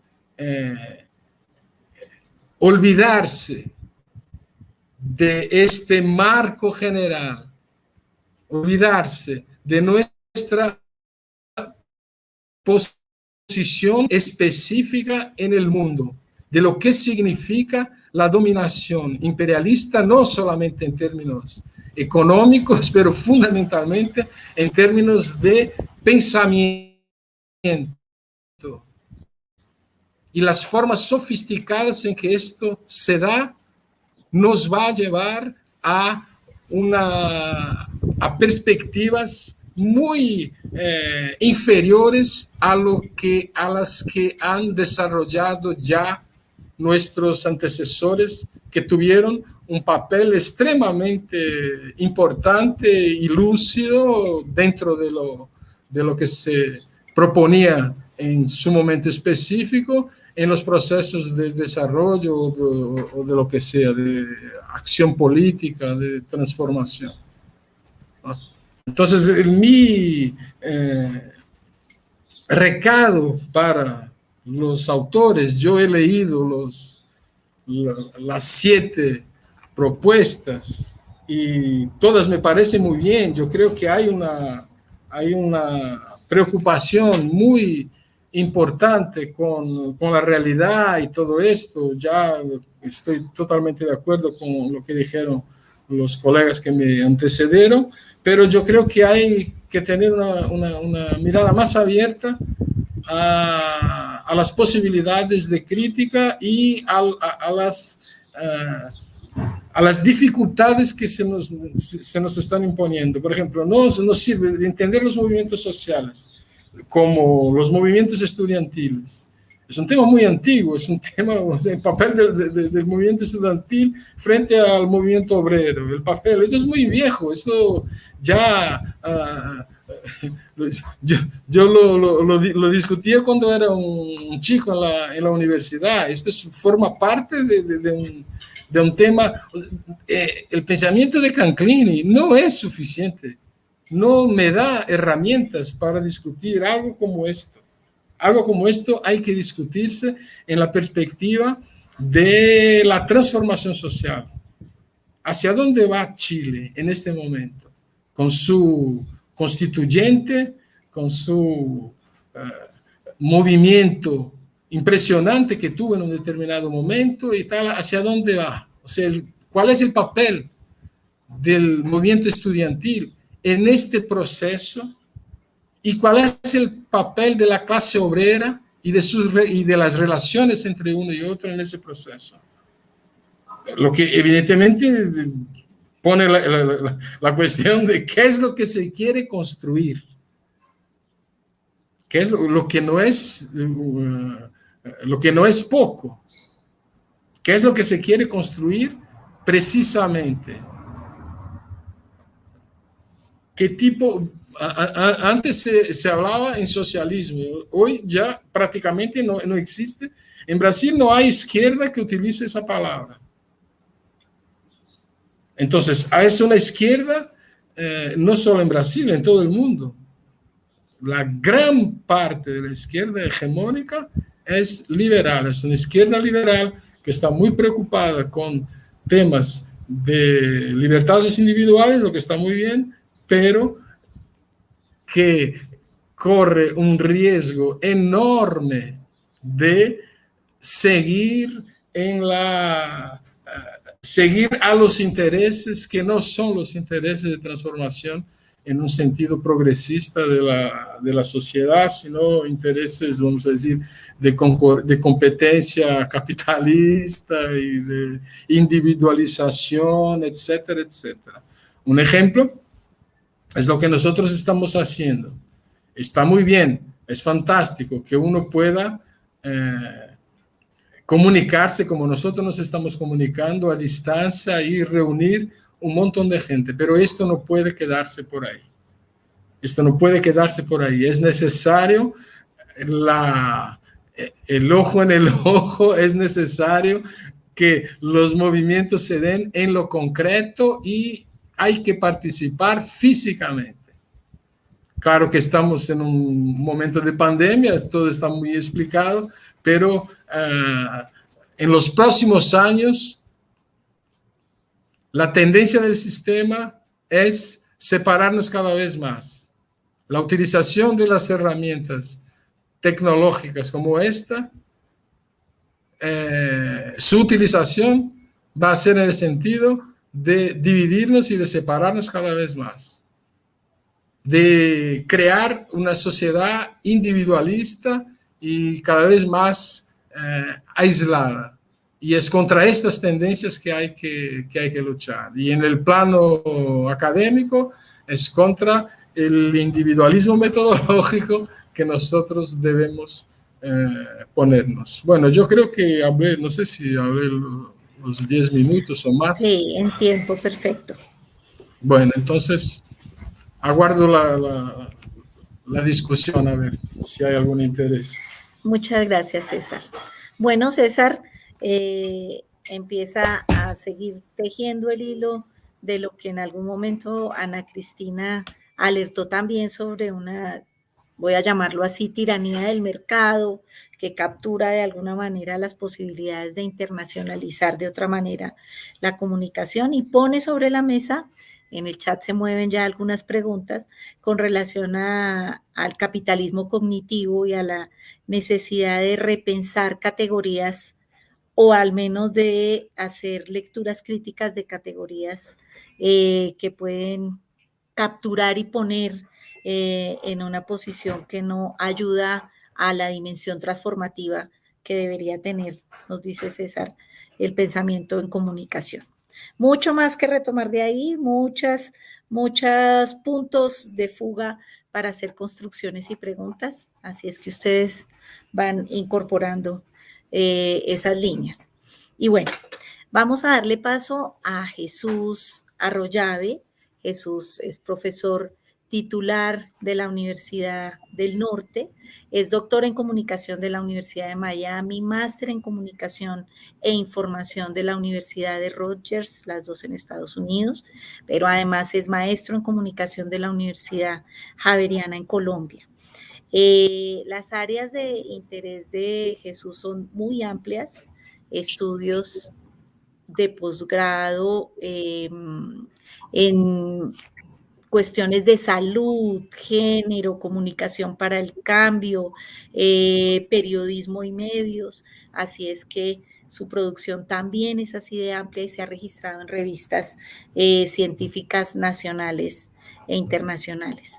Entonces, Jesús, desde esa mirada, desde esas amplitudes y desde Barranquilla, en Colombia, bienvenido. Muchas gracias, Liliana. Realmente muy contento, muy feliz de esta mañana tan maravillosa, escuchando a unos colegas con unos mensajes realmente extraordinarios. Y yo creo que es un privilegio para este grupo de ALAIC, de estudiantes de posgrado de América Latina, participar en esta maravillosa actividad que se ha llevado a cabo ya por varios años en ALAIC, y yo creo que enriquecen y animan precisamente al intercambio que es tan esencial de la academia, ¿no? Yo quería compartir un estudio, arrancar con eso, y para eso preparé una presentación porque voy a presentar algunos datos y creo que era más fácil desde esa perspectiva sencillamente mostrar los datos. Estoy tratando aquí de seguir las instrucciones que me dieron para compartir la pantalla. Vamos a ver si nos ayuda. Ok, parece que la cosa va bien. Agradezco me confirmen que si se ve... a ver, parece que estoy teniendo algunos problemas aquí técnicos, a pesar de la instrucción que ya me había dado el técnico correspondiente. Entonces, por favor, me descuentan estos minutos para la presentación y agradezco me digan si se ve claro ahí. Que sí. ¿Ya se ve?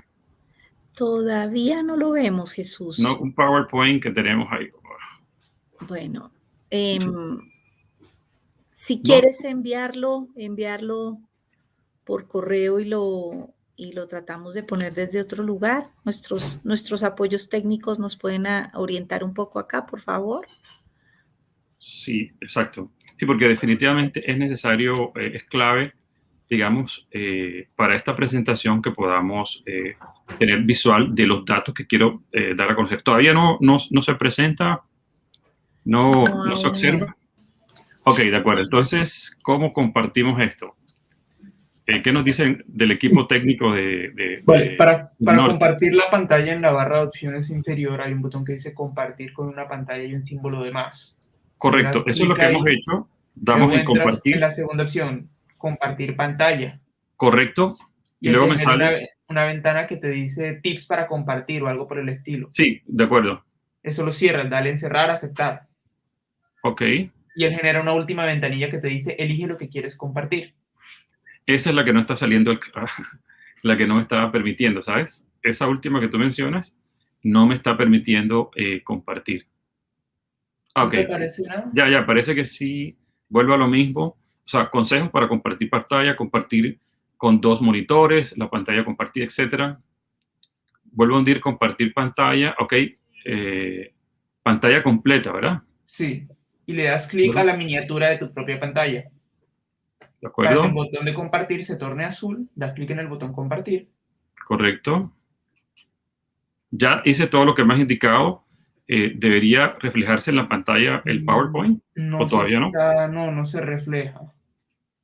De acuerdo. Hemos hecho todo el proceso tal cual. Si quieres, comparte. Yo te dejo el correo. Puedes ir empezando a hablar y mientras llega el correo, yo te la pongo en pantalla. Perfecto. Déjame. Voy entonces compartiendo rápidamente. Disculpen, compañeros, por estos minutos que sirva la pausa para el relax del cafecito y del... ¿Okay? Exactamente. Entonces, ¿me recuerdas el correo? ¿Me lo puedes dictar, por favor? Ok.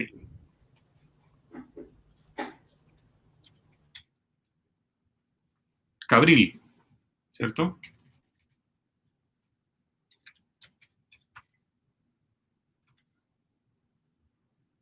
Muy bien. Entonces ya va en camino el PowerPoint y de esta manera nuestro compañero nos ayuda con la presentación. Bueno, entonces ya va en camino. Agradezco me confirmes que lo recibiste o que está. Y por lo pronto voy como haciendo la introducción de lo que queremos socializar aquí con los compañeros de la escuela de verano.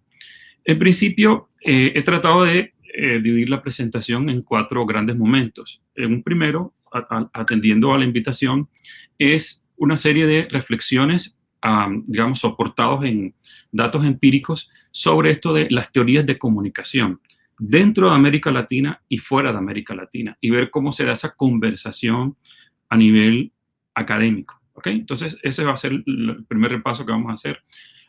Luego quiero centrarme un poco más en el pensamiento comunicacional latinoamericano y ver algunas de las grandes virtudes de los grandes procesos que hemos adelantado. Pero de alguna forma, y un poco a partir de lo que Ana Cristina y César estaban compartiendo, cómo a pesar de todo un trabajo que se ha venido haciendo bien interesante, la visibilidad de nuestra investigación en el contexto internacional ha estado prácticamente nula, muy baja, y también tenemos una serie de datos que queremos mostrar desde ese ejercicio de, a pesar de todo un aporte importante desde este lado del continente, la invisibilidad de ese pensamiento comunicacional latinoamericano sigue siendo muy marginal, como nos decía Ana Cristina, cuando evocan ese aporte maravilloso de la comunicación alternativa, de la teoría de la dependencia, de un pasado, pero prácticamente como si en el presente no pudiéramos dar cuenta de otros procesos que también se están vivenciando. Y a partir de esta presentación, queremos ir conectando con algunos de los trabajos que tienen los compañeros y ver cómo habría desde ese ejercicio la posibilidad de el aporte que están haciendo desde los posgrados de América Latina al pensamiento comunicacional, pero también algunas circunstancias que queremos que se presenten relacionadas con ¿qué se puede hacer? ¿Qué podemos trabajar para hacer más visibles ese pensamiento comunicacional? Podemos dar al siguiente, ¿yo puedo hacerlo? Ok, perfecto. Entonces aquí eran los 4 ideas que acabo de compartir relacionados con lo que vamos a trabajar. Y vamos siguiendo al próximo slide, por favor. Muy bien, entonces arrancamos con el pensamiento comunicacional latinoamericano. Creo que te volaste uno, el anterior, por favor. La anterior presentación.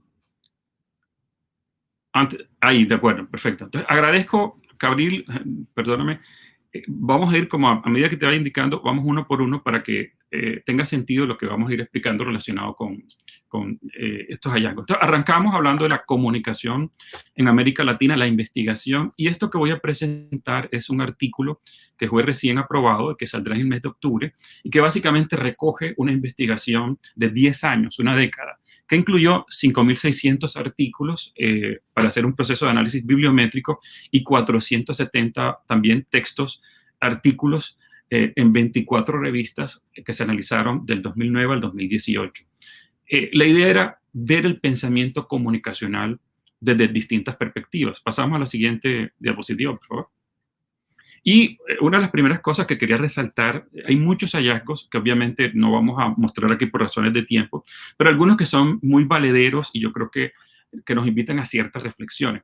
Fíjense que en cuanto a la producción de revistas y de conocimiento, como Brasil ocupa más de la mitad del total de publicaciones del continente. Entonces, fíjense que surge aquí una cosa interesante de reflexión.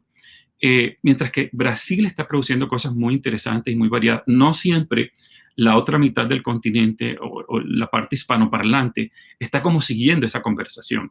Parece que esa producción que se hace evidente en todas estas revistas no siempre conversa muy bien con la producción, por ejemplo, que se da en Argentina, que se da en Colombia, que se da en México, que serían como los siguientes países en cuanto al número de revistas y de publicaciones que se dan.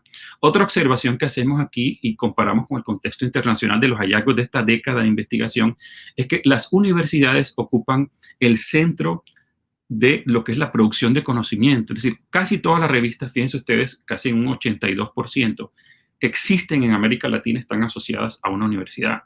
En el contexto internacional, esto no ocurre y fundamentalmente se da en asociaciones. Son las asociaciones las que dominan, las que poseen estas revistas. Parece que se nos fue la presentación PowerPoint. Entonces, de alguna manera, ya nos pone de manifiesto que hay unas dinámicas muy distintas en América Latina y en el resto del mundo con respecto a las publicaciones. Pasamos a la siguiente diapositiva, por favor. Y este otro hallazgo que emergió de esa investigación tiene que ver con cómo se posicionan las revistas en las bases hegemónicas internacionales. Y de alguna manera esta es evidencia empírica de lo que César, de lo que Ana Cristina y Gabriel acababan de mencionar. Es decir, cómo estamos en el contexto internacional. Se supone que la base de datos hegemónica es Web of Science, que tiene la Social Science Citation Index. Pues tenemos que no hay una sola revista latinoamericana indexada en esta base de datos internacional. La que le sigue por prestigio es Scopus, de acuerdo a este capital cognitivo internacional que existe, y solamente el 3.2 de las publicaciones de América Latina están indexadas en esta base. Entonces, de alguna forma, otro hallazgo que ya encuentra sustento en lo que nos acaban de mencionar los colegas, es que en esa conversación internacional, los aportes de América Latina están siendo invisibilizados porque las revistas y las publicaciones no tienen cabida en estas bases de datos hegemónicas. Pasemos, por favor, a la siguiente diapositiva. Esta nos va a hablar de la metodología y el enfoque. Y fíjense algo interesante que siempre ha caracterizado nuestro continente. Es el abordaje cualitativo, en donde eso desde la perspectiva del sujeto y su interpretación siempre ha tenido un papel central en América Latina. Y aquí quedó evidenciado en estos 10 años de investigación en las principales revistas del continente en comunicación. Es decir, en un 74% casi, la investigación que encontramos era eminentemente cualitativa, versus frente a un 21% cuantitativa y un 5.2% mixta. Y de las técnicas que emergieron como las más usadas eran la entrevista, ¿verdad? Y el estudio de casos. Entonces, fíjense cómo hay una forma de abordaje latinoamericano muy evidente, muy fuerte, que está presente en lo que estamos mostrando de los hallazgos, pero también algo interesante. Orozco Gómez, que había hecho la investigación pionera de esto de revistas en América Latina en el 97, mostraba una preocupación porque predominaba el ensayo sobre el estudio empírico. Esa tendencia se ha revertido. Hoy por hoy es el estudio empírico, ya sea de corte quanti o quali, lo que predomina versus el abordaje ensayístico. Entonces, de alguna manera, algunos podrían celebrar que buena parte de la investigación en la última década ha abrazado ciertas tendencias internacionales en donde la evidencia empírica es muy importante. No obstante, hay ciertas prevenciones con respecto a ese análisis. Y ya lo veremos adelante. Pasemos a la siguiente diapositiva, por favor. Esta nos va a hablar de los autores más citados en el contexto de las revistas de investigación y comunicación en América Latina. Y lo que emergió en el análisis de contenido que hicimos es que hay una cierta tendencia, como ya lo señaló hace décadas Ramiro Beltrán, hacia Europa, hacia los pensadores, ¿verdad?, más del contexto internacional. Y fíjense ustedes cómo Bourdieu, Foucault y Deleuze aparecen como los más citados en América Latina. Tenemos otros latinoamericanos, fundamentalmente de Brasil, y interesante que en esta década de análisis fue Henry Jenkins el que aparece como el más citado del contexto norteamericano. De todos modos, interesante que Eliseo Verón, uno de los clásicos padres de la comunicación, sigue vigente y sigue siendo muy citado en el contexto de la investigación internacional nuestra, digamos, con respecto a los autores y los pensadores de fuera del continente. Y finalmente pasamos a la siguiente diapositiva y con esto cerramos parte de la presentación de América Latina. Aquí hicimos el ejercicio de explorar lo que nos convoca el panel de esta mañana, y es las teorías de comunicación en América Latina. Y emergieron una serie de teorías, las más citadas, las más usadas, que coincidían con estudios internacionales. La famosa Agenda Setting, planteada desde el 72 por McCombie Shaw, era también una de las más usadas en las revistas de investigación y comunicación en América Latina. Framing, enmarque o encuadre, era la segunda. Extensión de los sentidos de McLuhan era la tercera teoría. La teoría de los dos pasos, hegemonía mediática, usos y gratificaciones, eran la producción de conocimiento teórico citado en estas principales revistas. ¿Qué nos preocupaba? Algo que ya nuestros colegas anteriores habían señalado. ¿Dónde están los autores latinoamericanos? ¿Dónde está el pensamiento comunicacional latinoamericano? Entonces, no estaba visible dentro de las teorías más citadas eso que nos convoca en este panel. Pasemos, por favor, a la siguiente diapositiva. Y ahora queríamos hacer el ejercicio de mirar fuera del continente, ¿de acuerdo? Y lo primero que vamos a citar, siguiente diapositiva,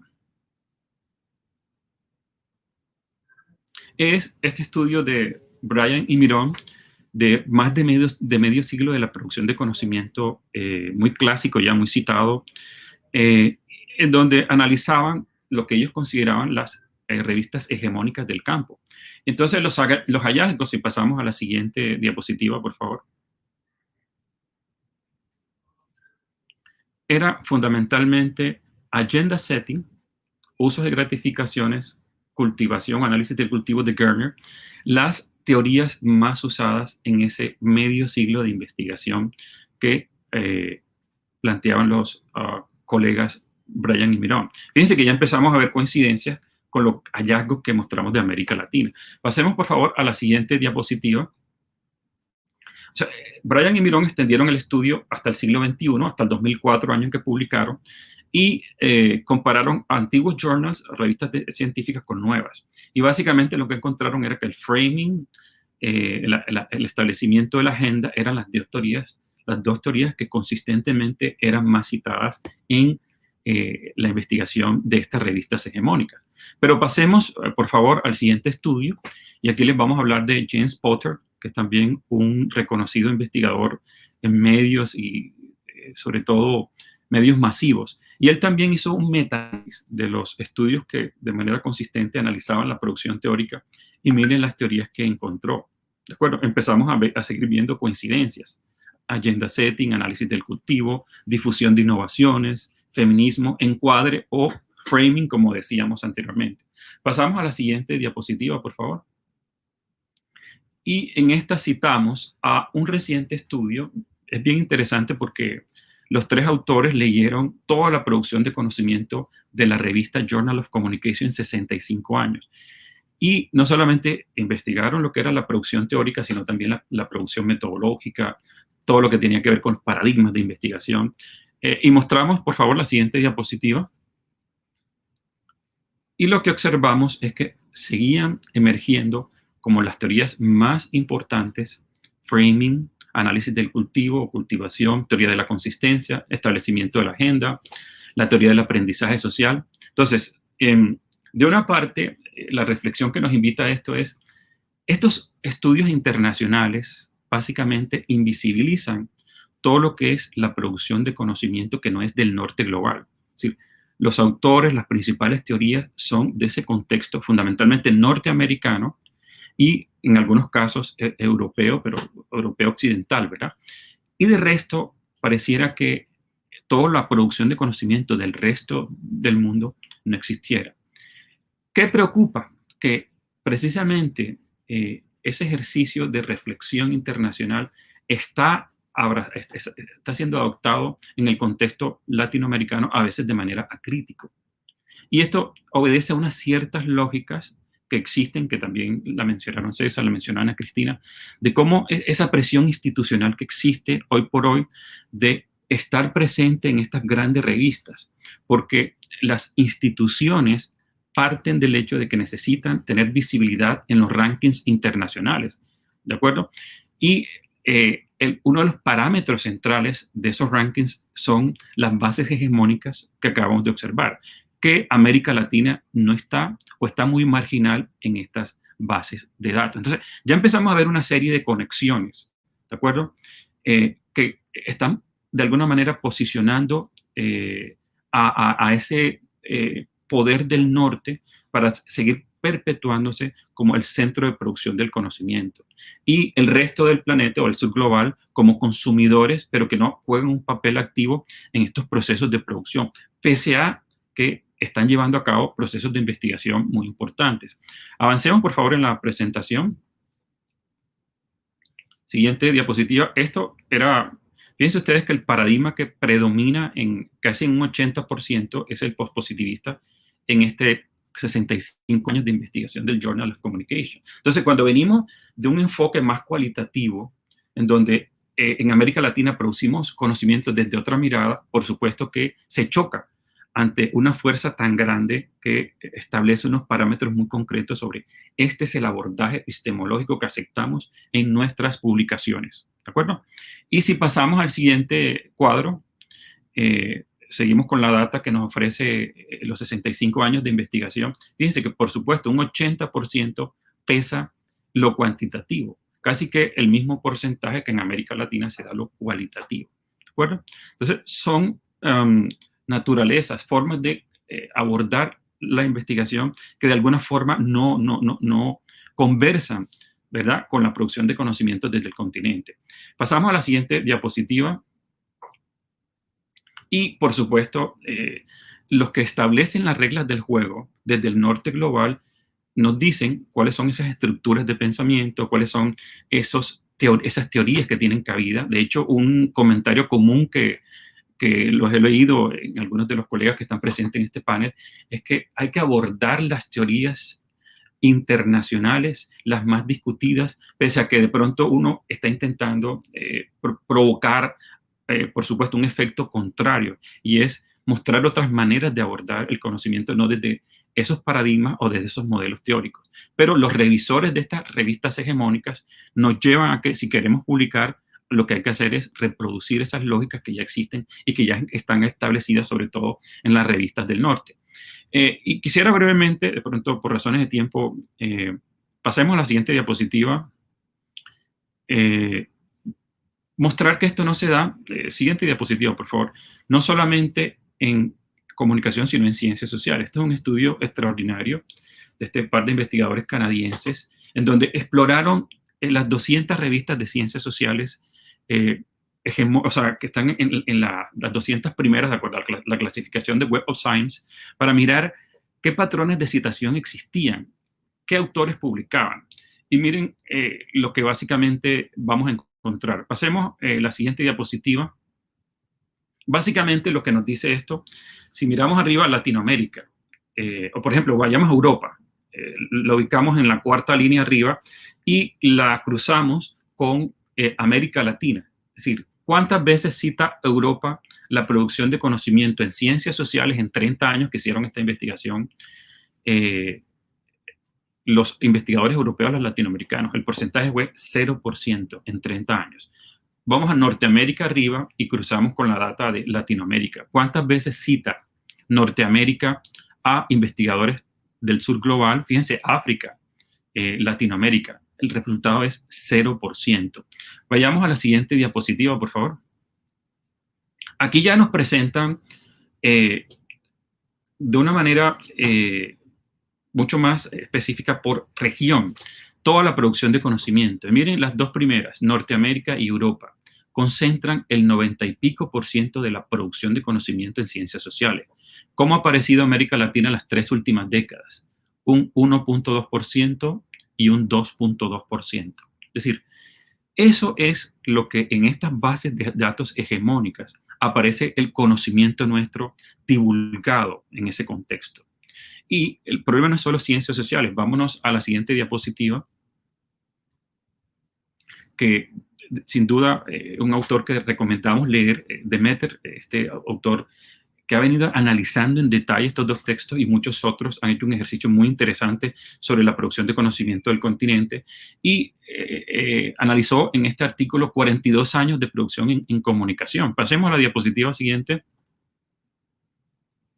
Y básicamente el azulito que ven es el penúltimo, el último es África y el siguiente es Suramérica. Básicamente lo que nos va a decir, no solamente en comunicación, sino de manera extendida, es decir, la posibilidad de figurar en estas bases de datos en el campo, no solo de la comunicación, sino otros campos, es mínima, ¿cierto? Estamos en un 4% de la producción de conocimiento a nivel global. Pasemos a la siguiente diapositiva.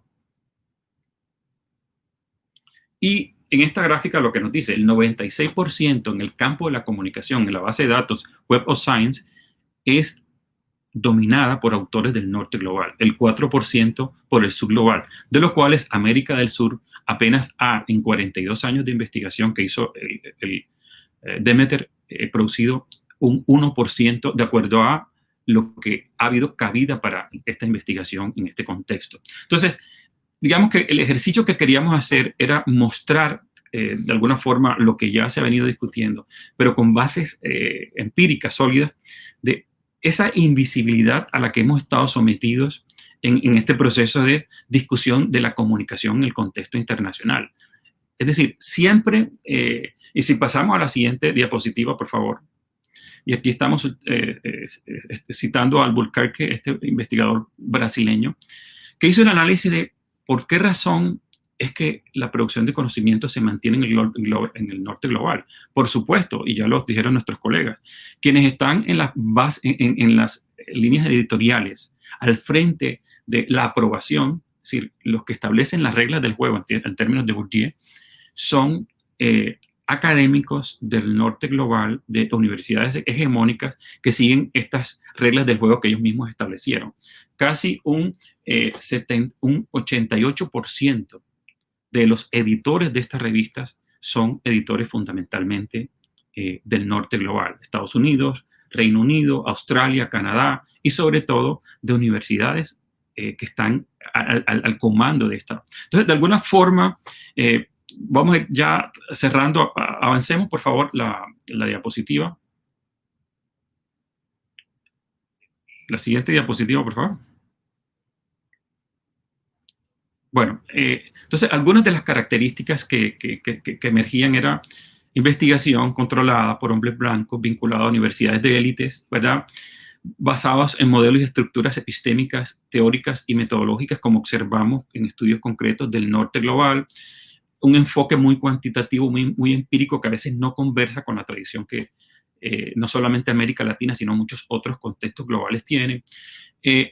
Por supuesto que algo provinciano, muy parroquial, muy local, porque creen que las estructuras de pensamiento que han de alguna forma establecido para explicar estas regiones del mundo son extrapolables a todo el planeta, desconociendo el contexto, la realidad y sobre todo los aspectos culturales, ¿verdad? Muy puntuales que ya desde la década de los 40, 50, 60, Beltrán, Díaz Bordenave y tantos otros investigadores nuestros evidenciaron que estos modelos hacían crisis y no eran posibles para comprender esa otra realidad.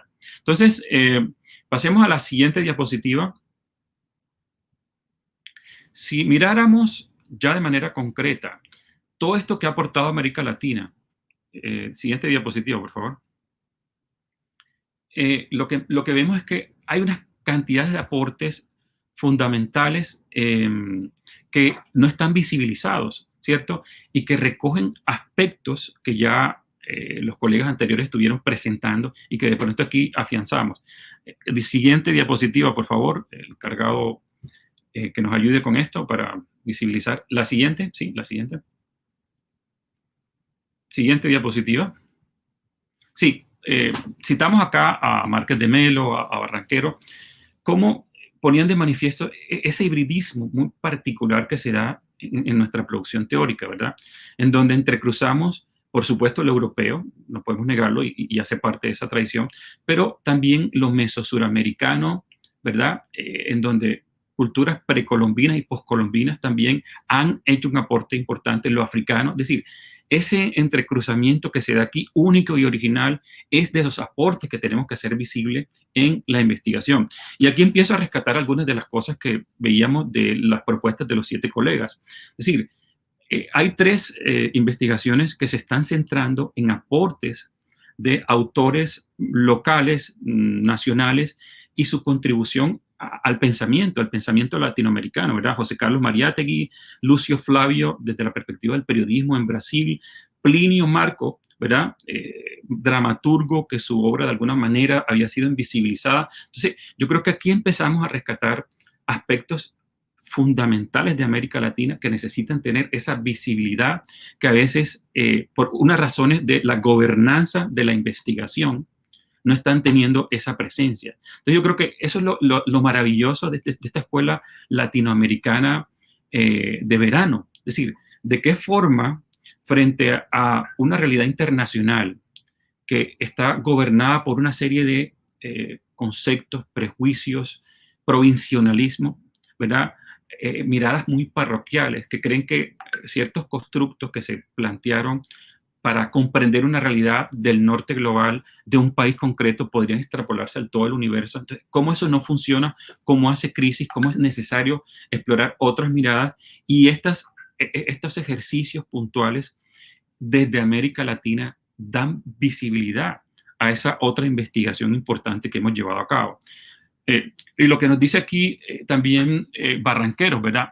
¿De qué forma, frente a esa mirada del norte, muy comprometida con el poder económico, con el poder político, es decir, la comunicación planteada desde la perspectiva del poder, como desde América Latina hay otra mirada que no se va a ese poder, sino al contrario, se va a la comunidad, se va al contexto de las necesidades puntuales del ser humano, y desde ahí empieza a tratar de teorizar, mostrar elementos distintos a la persuasión a través de los usos de los medios masivos de comunicación para lograr o cambiar un comportamiento político o motivar una acción de compra. Es decir, cómo la apuesta latinoamericana desde la praxis y desde la realidad termina siendo muy distinta. ¿De acuerdo? Entonces, estos son los elementos que nos parece extraordinario que se visibilicen. Esto del movimiento chileno estudiantil, es decir, de qué forma, a pesar de que, como ya nos decía César, hay una trayectoria muy grande.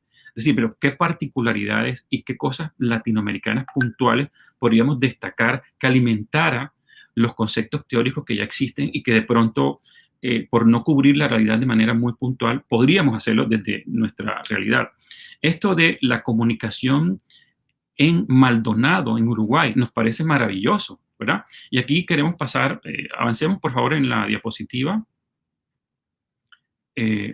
porque para referirme a esta idea quiero mostrar algo muy puntual que hace referencia a esto. Avanzamos, por favor. La diapositiva, sí, la movemos, por favor. Más adelante. Más adelante. La siguiente. Esta. A esta me quiero referir. Fíjense ustedes que muchas veces lo que nos presiona la institucionalidad es la publicación internacional. Las bases de datos que existen, Web of Science, Scopus, ellos quieren solo recibir estudios que sean de una mirada internacional. Lo local ahí no tiene cabida. Es decir, y es una enorme contradicción porque acuérdense que Tolstoy decía, describe tu aldea y serás universal. En últimas, estos estudios que tienen esa pretensión internacional de alguna manera nacen de un contexto local y están muy vinculados a ese proceso de investigación local. Entonces, frente a esta producción internacional que solo nos quiere estudios comparativos, data en donde se recoja importantes elementos y se comparen. No, ¿cómo también podemos subvertir ese orden y hacer lo local universal, ¿verdad? Y mostrar, así como el ejercicio que nos plantean los colegas de Uruguay, es decir, esa producción de conocimiento puntual de Maldonado, cómo conversa también con lo local, con lo comunitario, con lo regional, ¿ok? La investigación sobre la teoría en América Latina. Estupendo mirar, no solamente decir cuáles son las teorías, cómo responden a la realidad, pero cómo conversan el pensamiento comunicacional latinoamericano con esas otras formulaciones que nos vienen de afuera y que no siempre encajan perfectamente en nuestra realidad. Entonces, yo creo que sencillamente lo que observamos es seguir fundamentalmente esa producción, tenerla en cuenta, visibilizarla. Creo que por aquí me están diciendo que ya debo estar cerrando. Entonces, quería como sencillamente cerrar con las siguientes ideas. Primero, frente a esa invisibilidad que existe, y todo este ejercicio de ALAIC nos invita a eso, ¿cómo hacemos esa resistencia? Es decir, ¿cómo estamos visibles desde esa circunstancia en todos los espacios en donde se habla de comunicación? Es decir, América Latina tiene mucho que mirar, mucho que producir, mucho que dar a conocer. Y eso de hacernos visible en todo espacio es como un ejercicio que definitivamente tenemos que llevar a cabo. Cierro con 3 ideas. La segunda es, tanto César como Ana Cristina nos planteaban esto de esos sistemas internacionales que nos presionan. Y existe, y eso se denomina la tiranía del ranking. Y la tiranía del ranking es que sencillamente, de hecho, pasemos por favor la diapositiva un segundo, quiero mostrar eso. La siguiente diapositiva. Cuando Shanghái produce su famoso estudio, cuando el THE produce en Inglaterra su famoso estudio, este es el ranking de las mejores universidades. Al día siguiente, los principales periódicos de América Latina están mostrando estas son las 10 mejores universidades de Perú, de Colombia, de Argentina, de Chile, etc. Pero en el fondo, lo que está llevando a cabo este proceso es, de alguna forma, entronizando que ese ranking que desconoce una cantidad de realidades está ignorando el contexto de nuestra producción. Goyanes nos decía, tenemos que investigar la gobernanza de la investigación. Por supuesto, no es lo mismo investigar en Harvard con recursos ilimitados y con la cantidad de apoyo que existe para, por supuesto, estar en los primeros lugares del ranking, que investigar en cualquier ciudad de América Latina con dificultades de acceso a la producción internacional, con no tener posibilidad de estas bases de datos que cobran y que por eso ha sido criticado esto del capitalismo cognitivo. Entonces, todo esto es algo que tenemos que luchar por educar desde América Latina, desde las regiones, que no necesariamente lo que ahí ese ranking muestra es realmente lo mejor de la producción del conocimiento en la región. Y, por ejemplo, apostarle a otros sistemas en donde las revistas de América Latina tengan un valor y tengan un peso importante. Y cierro con esta última idea.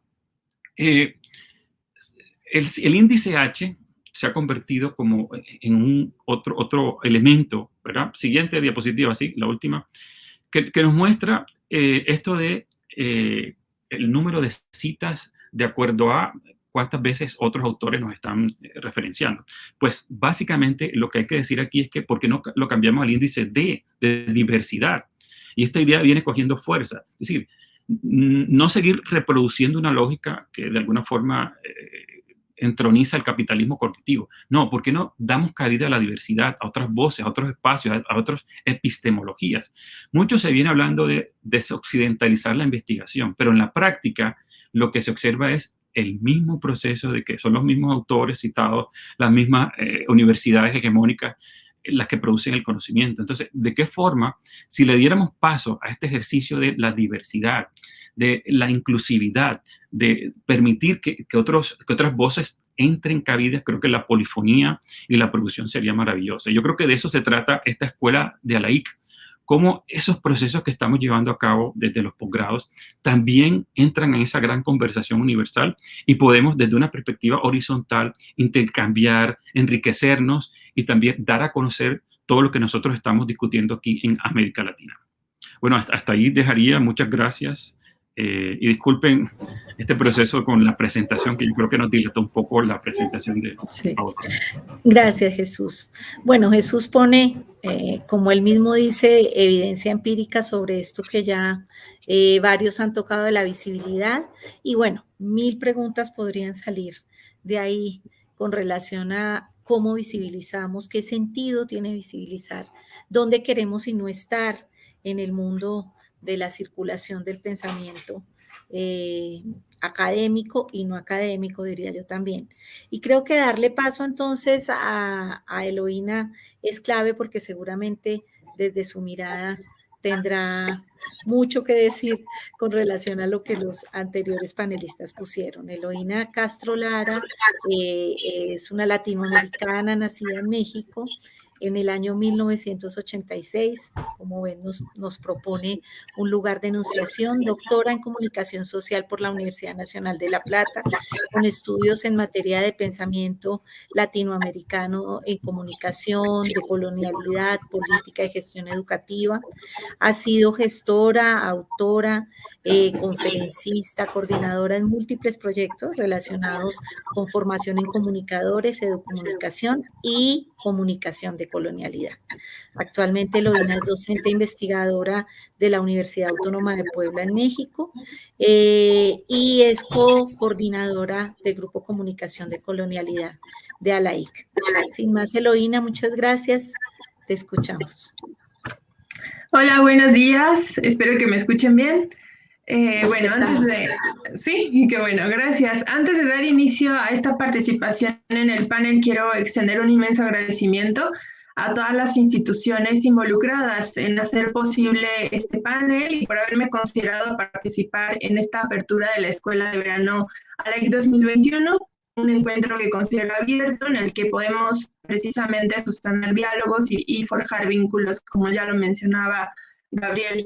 Agradezco también a mis admirados colegas, es un enorme privilegio compartir espacios con ustedes, agradezco por todo el trabajo organizativo para la consecución del panel y agradezco también a todas, todos y todos quienes conforman parte de los y les estudiantes de esta octava Escuela de Verano de la ALAIC y a quienes comparten esta charla en diversas partes de los mundos.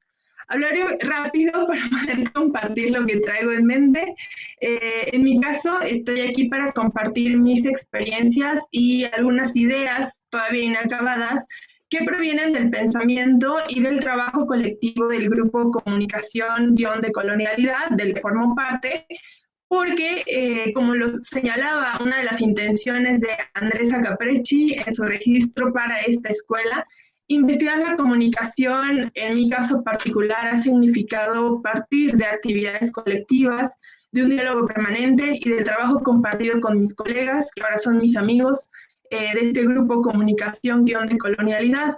Esto quiere decir que hemos construido juntas y juntos todos estos pensares y sentires.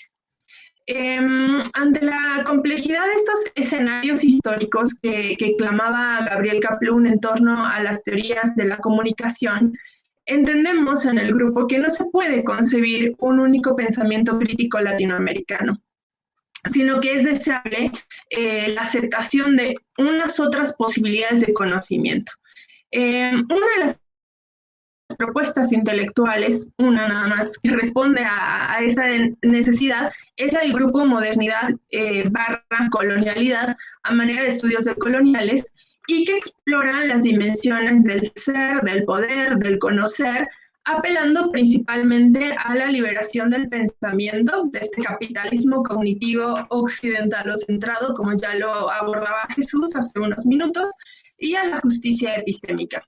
Entonces, de esta manera, la crítica y la disputa sociodiscursiva por la visibilidad académica de otra comunicación forma parte también de la tradición legada por ese pensamiento crítico latinoamericano comunicacional de estas décadas de los 60 y de los 70, pero que desde la perspectiva o desde el giro decolonial representa un campo de disputa por el logos y de disputa también por la significación, que toma en cuenta dimensiones territoriales, sociohistóricas, políticas, culturales y éticas de la comunicación, y que van a abrir precisamente otras posibilidades de lectura frente a la disociación que usualmente existe entre el subcampo formativo, el subcampo laboral e investigativo de nuestro campo de la comunicación, como lo han señalado muchas veces Inmaculata Vasallo, Raúl Fuentes Navarro, entre otros.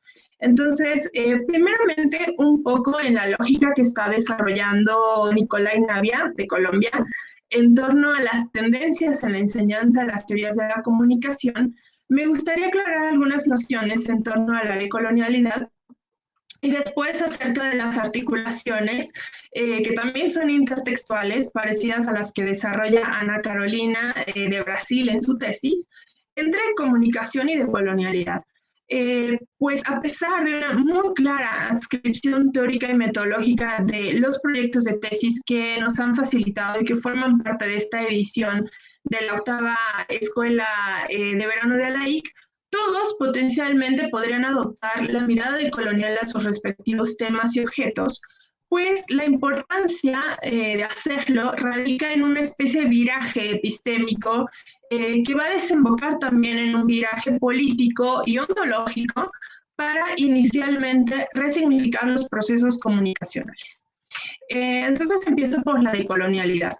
La decolonialidad se asume como un giro, para empezar, ¿no? O sea, es una perspectiva, es una posibilidad que no tiene una pretensión universalista y por lo tanto no puede asumirse como una teoría. Entonces, esto es muy importante tenerlo claro.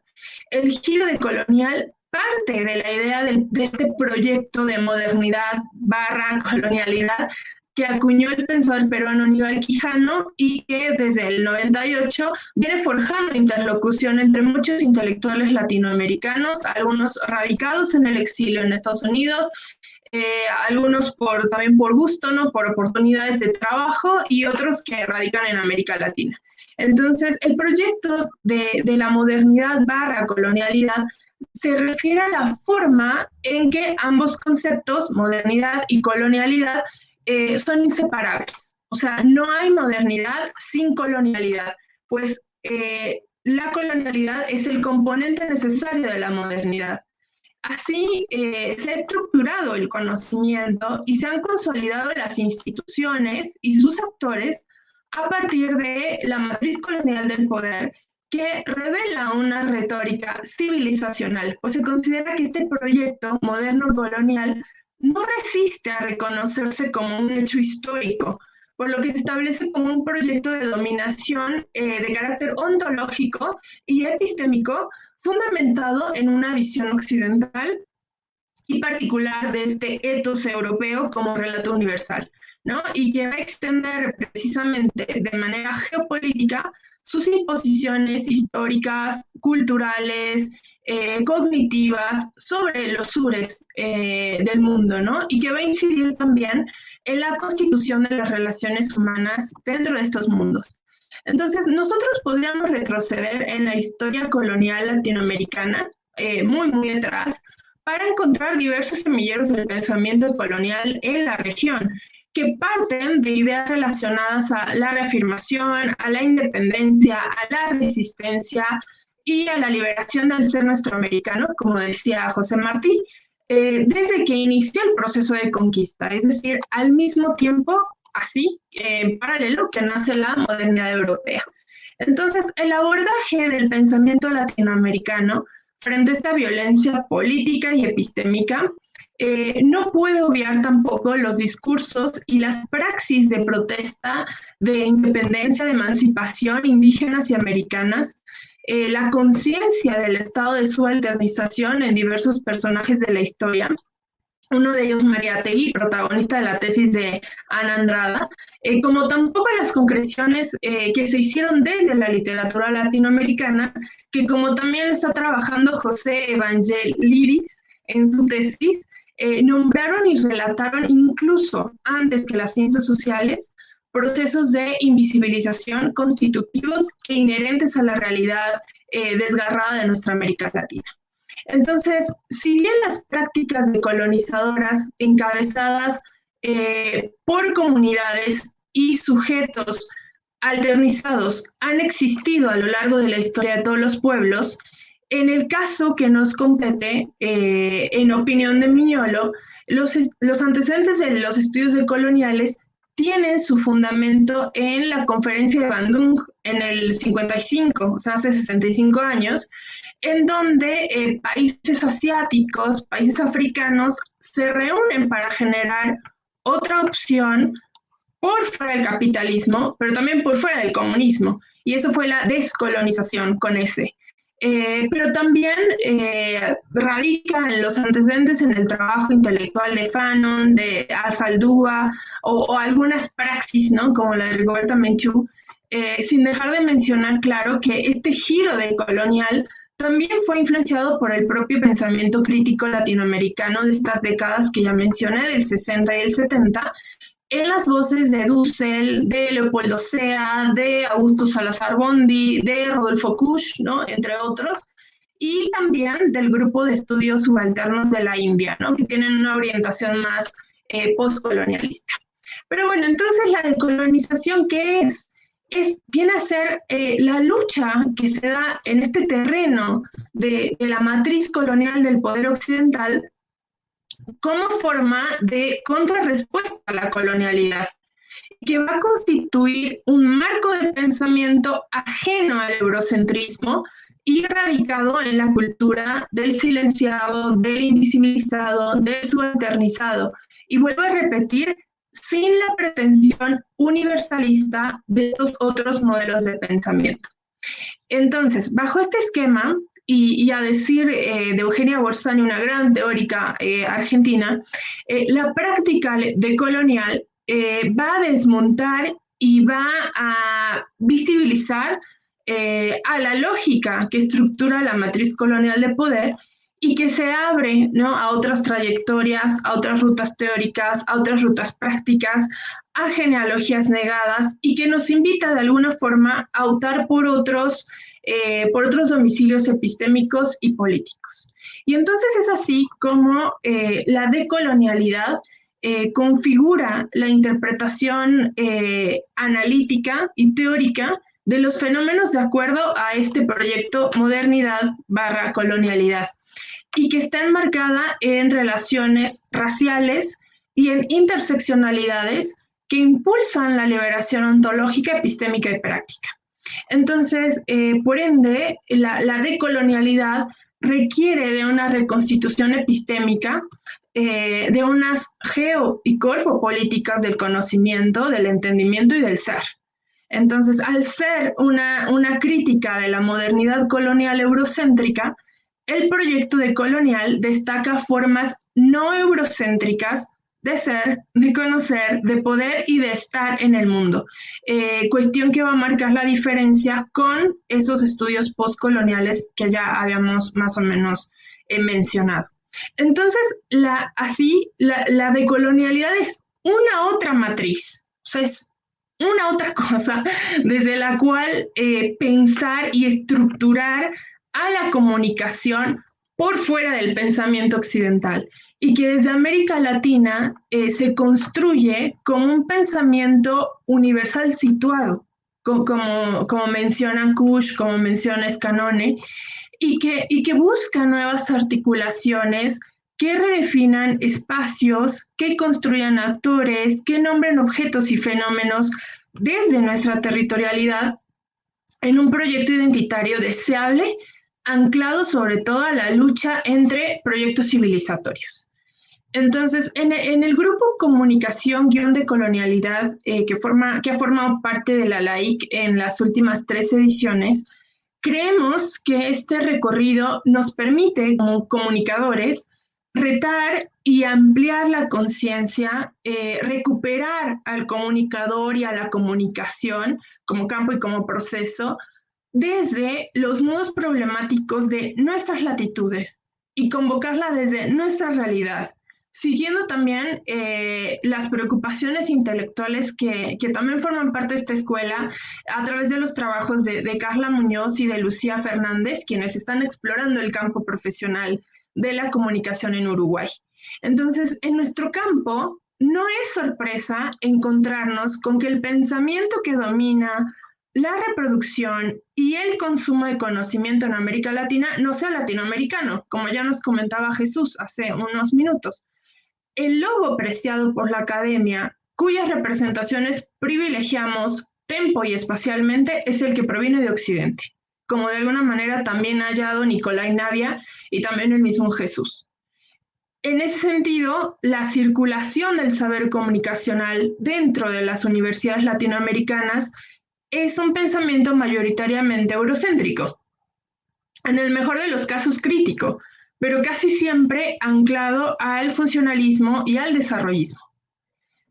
A pesar de esto, a pesar de todo lo que estamos hablando, se puede y se debe hablar del pensamiento latinoamericano como una construcción surgida como contrarrespuesta al poder y al dominio occidental de esta ciencia como convención ideológica, y a este discurso como una enunciación autorizada y que de alguna forma trastoca los ámbitos social, político, económico, educacional, religioso y en este caso el de nosotros comunicacional.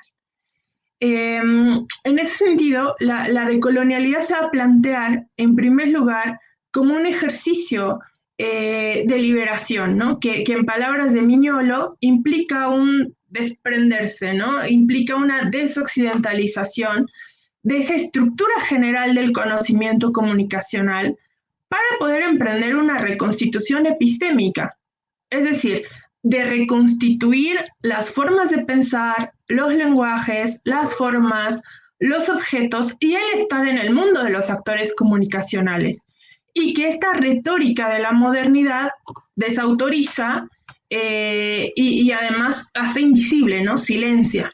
Entonces, bueno, aquí por eso es importante dar cabida a esta desobediencia epistémica con todo lo que implica. En este sentido podemos decir que es sencillo entender esto porque nosotros no podríamos concretar prácticas otras empleando los mismos espacios, los mismos términos, los mismos lenguajes, los mismos discursos, las mismas creencias, ¿no? Las mismas asunciones y las mismas lógicas de racionalidad que están reguladas por Occidente y que están ancladas en las representaciones que fueron inculcadas por las diferentes instituciones, incluyendo nuestra formación en la universidad. Entonces, y cito a Miñolo, sin decolonizar el conocimiento y cambiar estos términos de la conversación, las reglas del juego se van a mantener y solamente va a cambiar el contenido, no los términos de la conversación, que es lo que nosotros estamos de alguna manera disputando. Cierro la cita. Entonces, no se trata, como muchos autores consideran, de negar los conocimientos y los saberes occidentales que sabemos son fundantes en nuestro campo, sino que se trata de habitar, de crear, de pensar en la exterioridad, en el borde de Occidente y bajo una sensibilidad del mundo distinta, para poder precisamente dialogar de manera auténtica con esos conocimientos, porque si no se trata solamente de monólogos, pero también se trata de ampliar ese diálogo de saberes a otras latitudes, ¿no? Están hablando, por ejemplo, de todos los conocimientos que se producen en Asia, que se producen en Oceanía, que se producen dentro de nuestras propias naciones, ¿no? Al interior de nuestros países. Entonces, para ello, gestar un proyecto para decolonizar esos sentidos, considerando los procesos comunicacionales como dispositivos de poder y de saber, implica hacer una revisión de la colonialidad del saber anclada en nuestro espacio académico comunicacional y así encarar una propuesta cultural, pero sobre todo política, capaz de reconocer identidades y memorias que, como ya señalábamos, prácticamente todos los que estamos en este panel, han sido invisibilizadas, ¿no? Han sido silenciadas y que podrían y deberían provenir de cualquier espacio sentipensante y no solo racional, ¿no? Resulta así, casi de manera imperativa, que tenemos que cambiar las coordenadas epistémicas que nos configuran como comunicadores y establecer un itinerario decolonial comunicacional con una fuerte impronta pluriversa, ¿no? Como parte de estas genealogías. Que inciten sí a la memoria, a la resignificación del tiempo, del espacio, de los movimientos, pero también que nos ayuden a nombrar esos otros fenómenos y procesos no occidentales que todavía no sabemos cómo definir y que ayudan a articular estos otros conocimientos comunicacionales. Y que, bueno, evidentemente eso también va a modificar la forma de enunciación que nosotros tenemos como parte de esta comunidad epistémica, ¿no? Al ser comunicadores profesionales. Entonces, en ese sentido, nosotros podemos incorporar al análisis y al trabajo teórico y metodológico categorías que tienen que ver con la incomunicación, que en el caso del grupo está trabajando el doctor Eric Torrico en Bolivia, la descomunicación que estoy trabajando yo, la desexistencia, el polílogo, por ahí también Jesús hablaba de la polifonía, ¿no? Que son cosas que estamos trabajando en el grupo, pero también hablar de silencio, de invisibilidad, de otredad, de mismidad, de exterioridad, hablar de lo propio, ¿no? Así como que para poder desterrar la colonialidad mental, ¿no? Y esta alienación, epistémica que tenemos, no basta pensar en nuestro ser, poder conocer y hacer, sino también en nuestro hablar, en nuestro comunicar, ¿no? Como una experiencia sobre todo ética, como una experiencia dialógica, ¿no? Pensando la comunicación desde diferentes dimensiones, ¿no? En su dimensión histórica, en su dimensión política, territorial y, como ya lo dije, ética. Entonces, bueno, la reinvención de este abordaje de las investigaciones académicas y la relectura de estas relaciones humanas fortalece, sí, la redignificación, que es un concepto que se estuvo trabajando en todos los grupos de trabajo de ALAIC, de acuerdo a esas frases finales que se construyeron como parte de una reflexión colectiva, pero también la recuperación y la proposición de unas otras formas de organización del conocimiento comunicacional, que están cimentadas en una praxis epistémica, una praxis política, que reconoce otras dimensiones categoriales.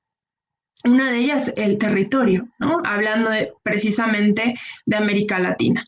Y en ese sentido, desde el trabajo del Grupo Comunicación-Decolonialidad, y como lo busca hacer también Andrés Cruz, tras esta sistematización desde, ella lo llama los sesgos comunicacionales, nosotros hemos hecho visibles 5 necesidades teórico-metodológicas concretas.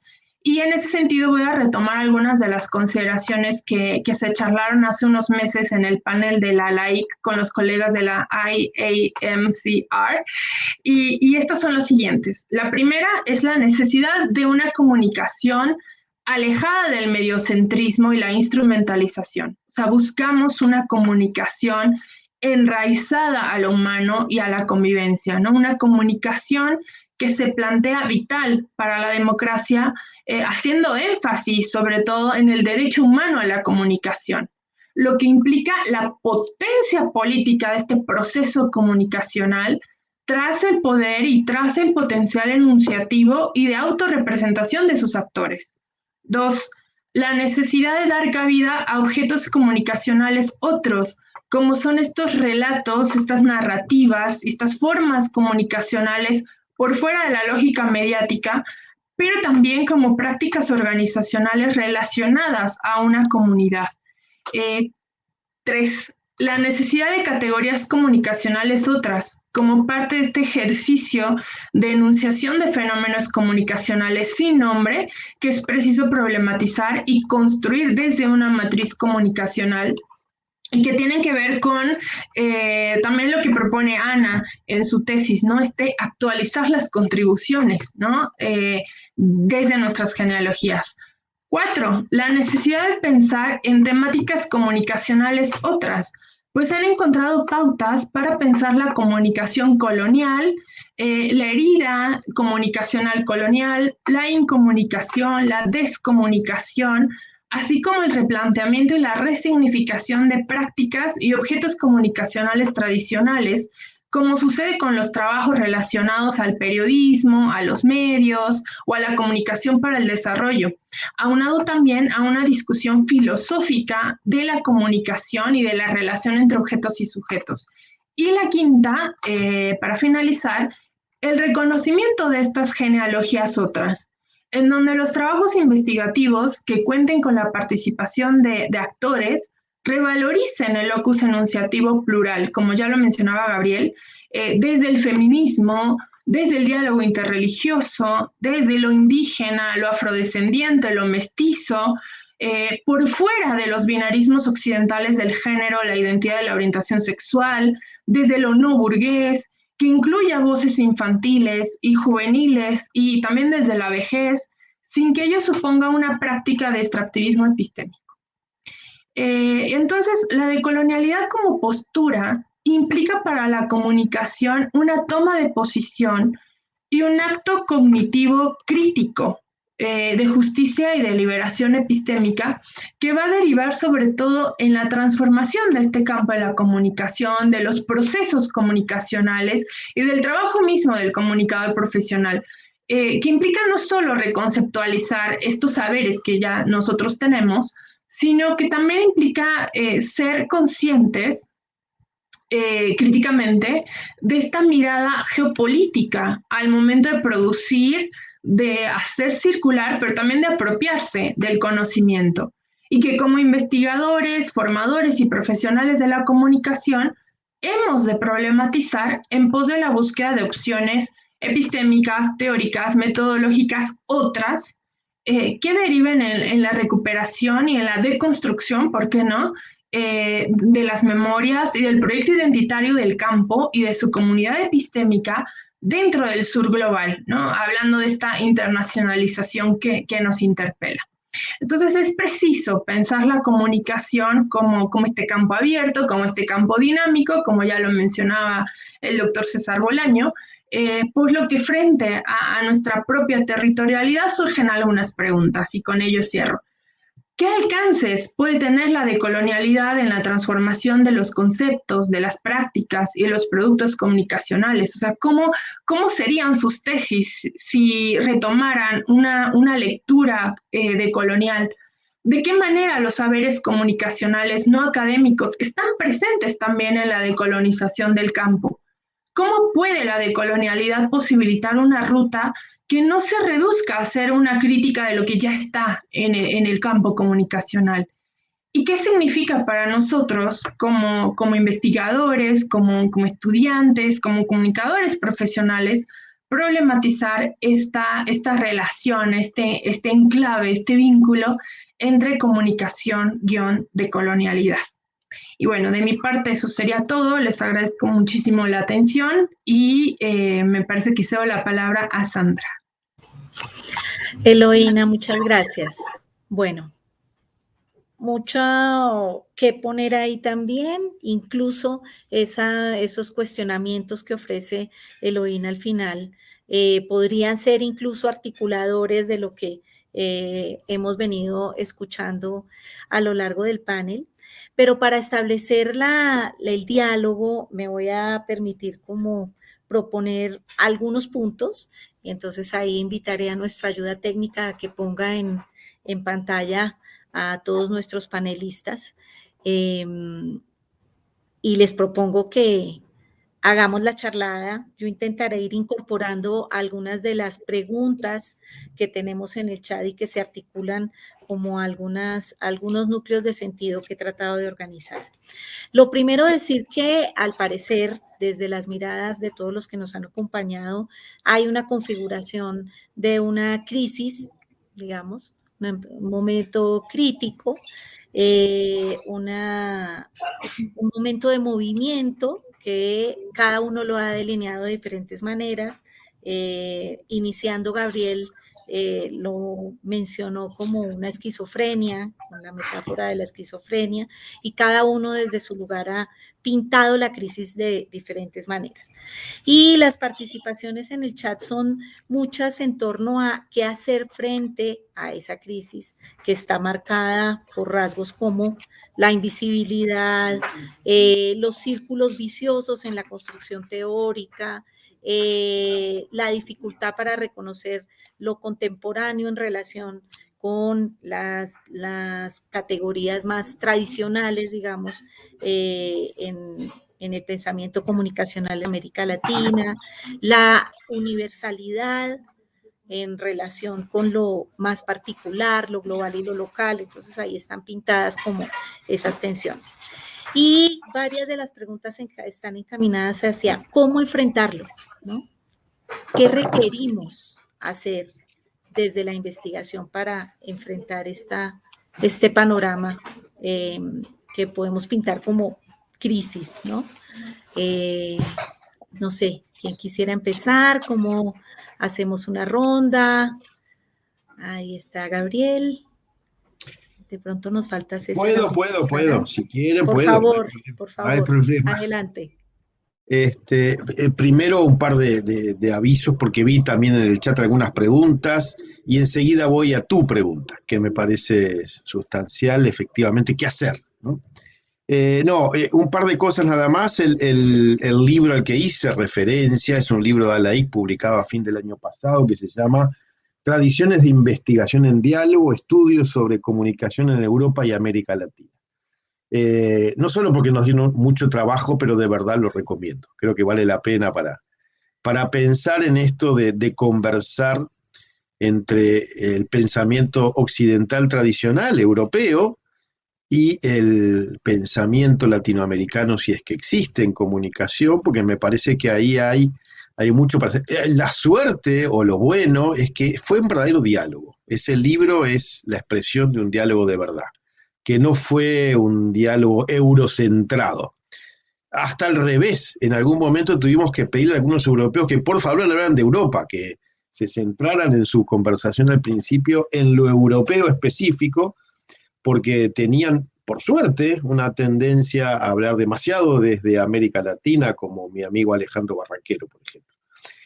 A Alejandro le pedimos, bueno, está bien, pero tú cuéntanos qué ha pasado ahí, y conversaremos entre todos.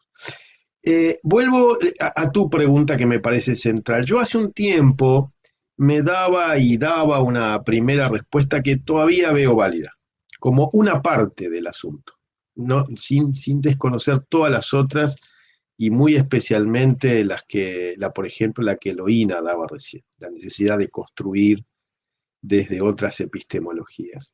Y es la siguiente: yo creo que necesitamos mucho la producción de eso que algunos llaman teoría intermedia, y más específicamente teoría para la intervención social crítica. La explico un poquito más. Teoría utilizable en los procesos concretos de comunicación donde actuamos como profesionales de la comunicación. Por eso me parece tan importante mirar lo que pasa en la realidad comunicacional. Porque si no, podemos seguir produciendo todo tipo de teorías sin conexión con las realidades, y es a eso que yo llamaba la esquizofrenia. Eso no quiere decir que simplemente aceptemos lo que pasa. No estoy diciendo adaptémonos al mercado, ¿no? Ese es un discurso muy típico de muchas universidades. Ay, ¿qué pasa en el mercado? Ofrezcamos lo que el mercado pide. No estoy diciendo eso. Pero también estoy diciendo no desconocer lo que pasa en el mercado.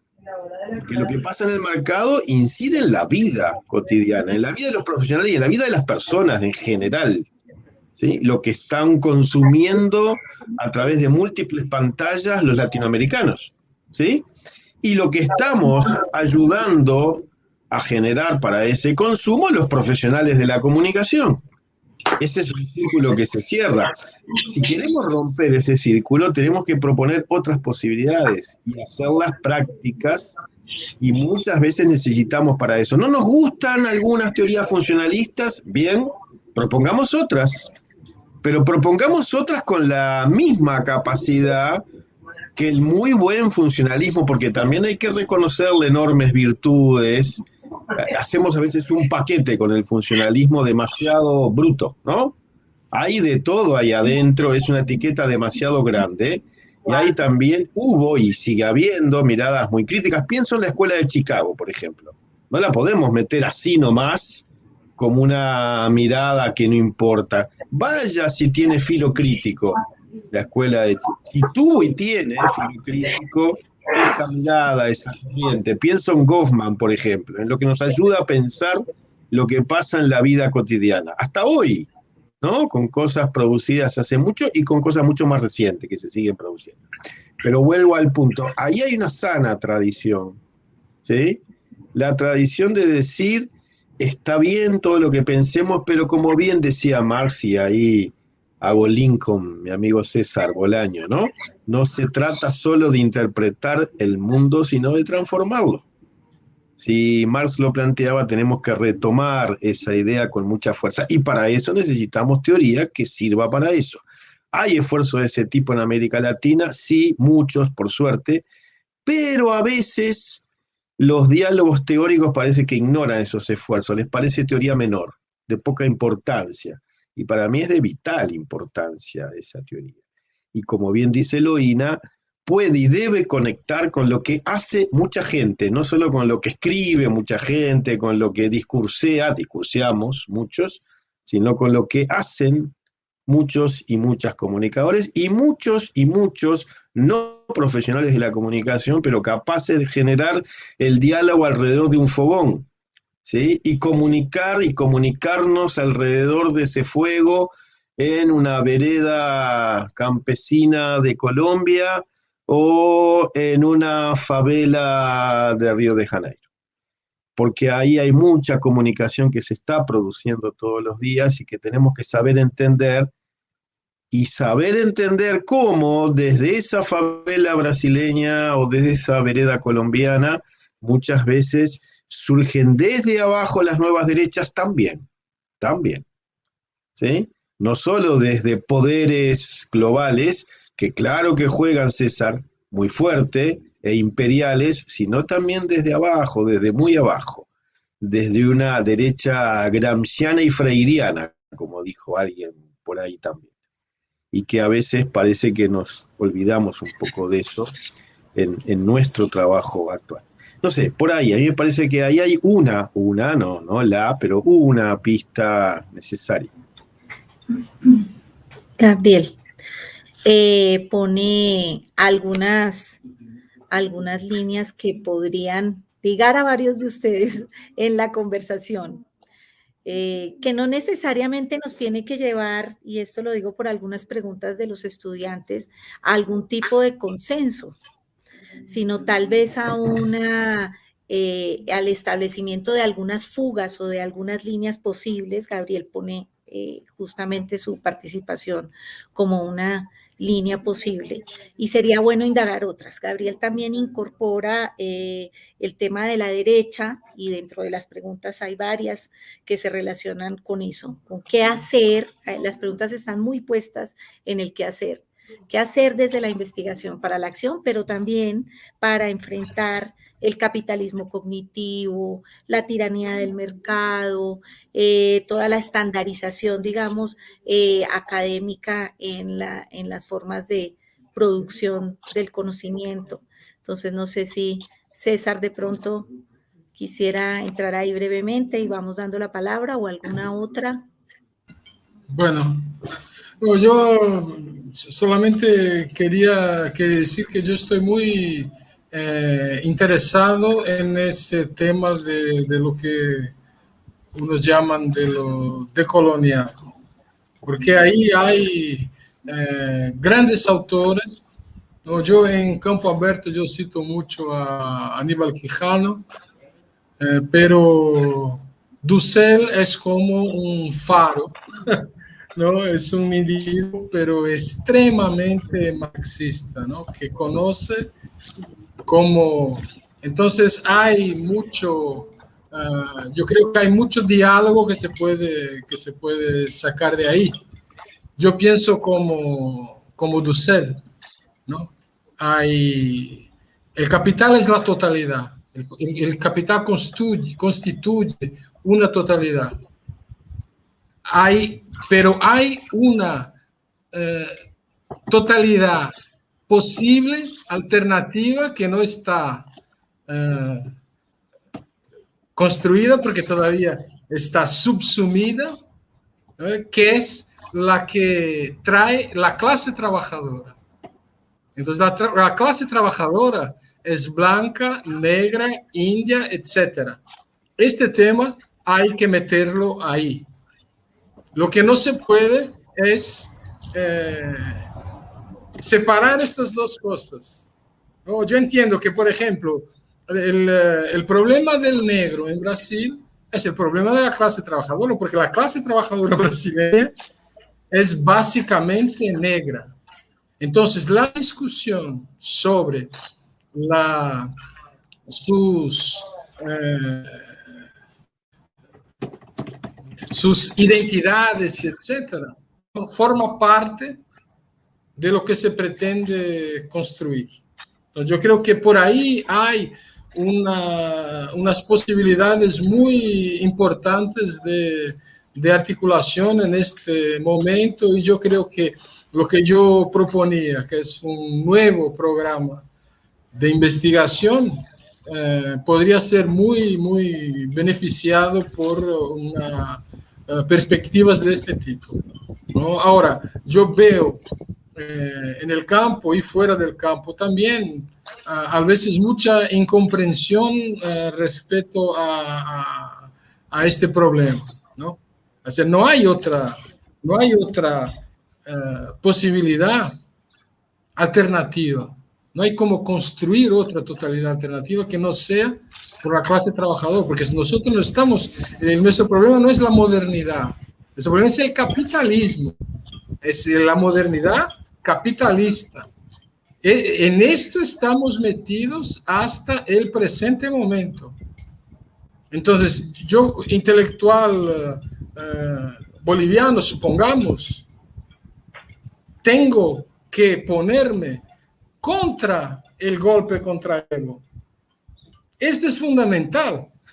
No, si yo defiendo el indio, tengo que defender el indio. No es un problema epistémico simplemente. Es un problema concreto, de lucha política concreta. A veces puede ser difícil. Hay un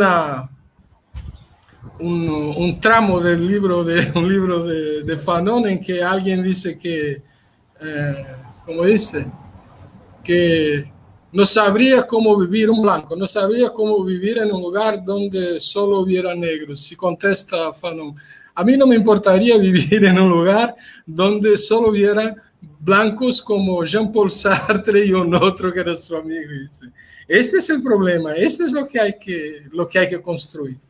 Esto es lo que hay que construir. Entonces, aquí tengo un tramito aquí de... Les voy a leer y pregunto. A ver. Y pregunto de quién es. He hecho en Europa lo mejor de mi aprendizaje y creo que no hay salvación para Indoamérica sin la ciencia y el pensamiento europeos o occidentales. Sarmiento, que todavía es uno de los creadores de la argentinidad, fue considerado en su época un europeizado. No encontró mejor manera de ser argentino. Mariátegui. O sea, hay un problema epistémico. De acuerdo, perfecto. Tenemos que buscar las otras epistemologías y tenemos que construir más, porque lo que se ha construido como pensamiento occidental es poco, ¿no? Hay que construir. Pero hay un problema que no se puede dejar de lado, que es el problema de la dominación y del poder de clase específico, ¿no? Que nos toca a todos. Este es un punto fundamental. Entonces, un individuo como Dussel, por ejemplo, la identidad que tiene con la clase trabajadora y la defensa que hace de la clase trabajadora, yo estoy de acuerdo. Entonces, estudios culturales en esa perspectiva, estoy plenamente de acuerdo. El problema es caer en el mito de la posmodernidad. Yo estoy viendo este proceso desde los años 80, cómo surgió el pensamiento posmoderno, cómo se desarrolló y hasta dónde... Ahora ya nadie se dice posmoderno, prácticamente, pero la manera de pensar, las estructuras están completamente diseminadas en el campo de la comunicación de manera muy clara. Entonces, este es el problema que yo creo que habría que discutir. Vamos a construir, tenemos que construir juntos, tenemos que los estudios, otro ejemplo, los estudios feministas. He producido un pequeño artículo ahora para el Congreso de Intercom con unos colegas sobre feminismo, Rafaela y Manuel. Y ahí estuve leyendo varios autores. Silvia Federici, que es muy conocida y tal, hace un análisis histórico excelente, con excelentes contribuciones al tema de la reproducción, por ejemplo, incluso aclarando el tema del surgimiento de la familia obrera, ¿cómo se dice? Individual, ¿no? Bueno, tiene otro nombre, pero es la familia nuclear obrera, cómo fue una construcción del capitalismo, fantástico. Ahora, cuando se mete a criticar, un minuto, cuando se mete a criticar a Marx, tiene una lectura completamente centrada en Negri, no hace un trabajo bastante complicado. Entonces, nosotros tenemos que sentarnos para discutir, para sofisticar nuestra visión de mundo. Bueno, yo paro por aquí porque he hablado demasiado. ¿Qué dice César? ¿Qué podemos, qué tenemos, qué no debemos, ¿no?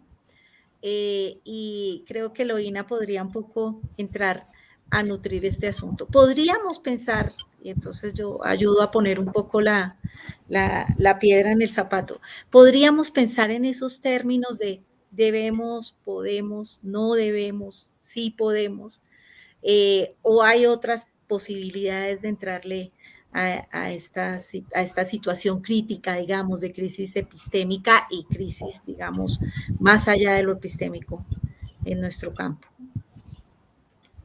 Eloína. Bueno, a mí me parece que al menos la perspectiva que plantea la comunicación y la decolonialidad sobre todo es una provocación, ¿no? Es una provocación que incita de alguna otra manera la construcción de campos que apelan a lo propio a través de diversos procesos, como puede ser los de resistencia, apropiaciones, hibridaciones, que posibilitan un polílogo de saberes con otras tradiciones intelectuales, incluyendo en este caso al marxismo. La comunicación de colonialidad y la decolonialidad en sí misma a través, ¿no?, de esta cuestión del proyecto modernidad/colonialidad pone el énfasis en la raza, que es previa a la cuestión del capitalismo. Entonces, aquí la resignificación de estas bases conceptuales bajo las que se actúa dentro del campo de la comunicación como parte de esta necesidad, vuelvo a insistir, política, ética, histórica, es importante porque hoy en día no alcanzan esas categorías occidentales, ¿sí?, desde las metodologías y las teorías, y tampoco desde la teoría crítica comunicacional para siquiera nombrar algunas particularidades de los procesos y de las prácticas que acontecen en nuestra latitud. Entonces sí, el problema filosófico al que nos enfrentamos es la idea de la totalidad, ¿no? Como se ha planteado, el pensamiento eurocéntrico encubre una ontología y una moral que están cimentadas en la totalidad, que además es violenta y que es ejercida tras precisamente la imposición de subjetividades y en la opresión en tanto la negación del otro. Porque esta totalidad es ahistórica, está fetichizada y es avasalladora, ¿no? Y pretende siempre la autorreferencia. Entonces, en ese sentido, se halla que uno de los problemas a los que se enfrenta la comunicación como campo de conocimiento y como proceso social es también el problema de la totalidad. O sea, desde el momento que significamos nominalmente el proceso comunicacional como una puesta en común, pretendemos a la comunicación como un proceso totalizante. Y es así como la totalidad se presenta también comunicacionalmente como un fundamento unívoco que limita los sentidos. Entonces, bueno, es justamente este otro comunicacional, otro comunicador, quien es trascendental para reestructurar el sur global por fuera de esta voluntad de poder occidental. Aunado a que este otro también nos ayuda a pensar, como dijera Dussel, precisamente apelando a él, al no ser que ha sido cosificado sin que siga siendo funcional a la totalidad, ¿no? Entonces, Dussel ahí explica que este otro debe ser traído de lo abstracto y tiene que adquirir un rostro concreto, situado como pueblo, como proletario precisamente, pero también como negro, como indígena, como mujer, como esta mayoría minorizada, ¿no? O sea, como persona distinta, como persona del cambio histórico, como persona ética, capaz de una potenciación política y de una potenciación también liberadora, y de la que añado, ¿no? Nosotros en el grupo, a través de procesos que hemos denominado sanar la mirada, implicaría una reconfiguración de la estima y de la afirmación de sí mismo por fuera de esa totalidad, a pesar de la destrucción de su cuerpo, ¿no? Como siempre ha sido sujeto. Entonces, bueno, en este sentido, como para ir redondeando las ideas, a mí me parece que en esta lógica que también plantea el doctor Gabriel Kaplun, es necesaria la sistematización de experiencias, la sistematización también de procesos, justamente para poder nombrar, como he estado insistiendo, otras categorías por fuera de esa totalidad de las categorías tradicionales y que nos permita precisamente incorporar otras teorías y otras miradas de lo comunicacional. Hablar de comunicación y de colonialidad ahora parecería una utopía, pero al menos en el grupo nosotros estamos tratando y estamos trabajando la primera fase, ¿no? Que es hablar de la comunicación colonial, ¿no? Identificar esas prácticas de comunicación colonial, nombrarlas, ponerles nombre, hacer circular, ordenar, ¿no? Muy en esta lógica que también tiene una de las compañeras, ¿no? Andresa, sistematizar todas estas referencias teóricas. Entonces me parece que esa labor es muy importante y es como parte del primer proceso que tendríamos que estar realizando. Jesús, me parece que pediste la palabra. Sí, yo quería compartir estas ideas, sobre todo teniendo en cuenta nuestros estudiantes de maestría, nuestros estudiantes de doctorado. Yo creo que hay un proceso importante que abordar y es estas grandes categorías que estamos usando para comprender estos fenómenos, ¿cómo podemos aterrizarlas en investigaciones concretas, particulares, que aborden ese contexto, como decíamos hace un rato, lo particular, lo local, la comunidad? Sí, a veces nosotros los teóricos nos quedamos con estas disquisiciones abstractas muy importantes y que nos ayudan a comprender y por supuesto darle sentido a esa realidad. Pero cuando hablamos de ese proceso de sistematizar, o sea, ¿cómo podemos aterrizarlas? Estaba pensando en esa famosa idea de teorías de rango medio, no las macroteorías que intentan dar una explicación general del ser humano, de la humanidad, sino explicaciones un poco de pronto con un alcance intermedio, pero que nos apunten, nos ayuden a formar o a afinar ese pensamiento comunicacional que existe y llevarlo a procesos teóricos. Entonces, esa es una primera idea que quería compartir. La segunda, yo siento que necesitamos fortalecer más nuestras revistas y que nos permita ir avanzando paso a paso a través de estas categorías o de este pensamiento comunicacional. Es decir, si algo se está haciendo en Uruguay, si algo se está haciendo en México, en Colombia, ¿de qué forma estamos en pos de orientarnos en esa misma teoría, en ese mismo constructo? Pero las distintas investigaciones nos van permitiendo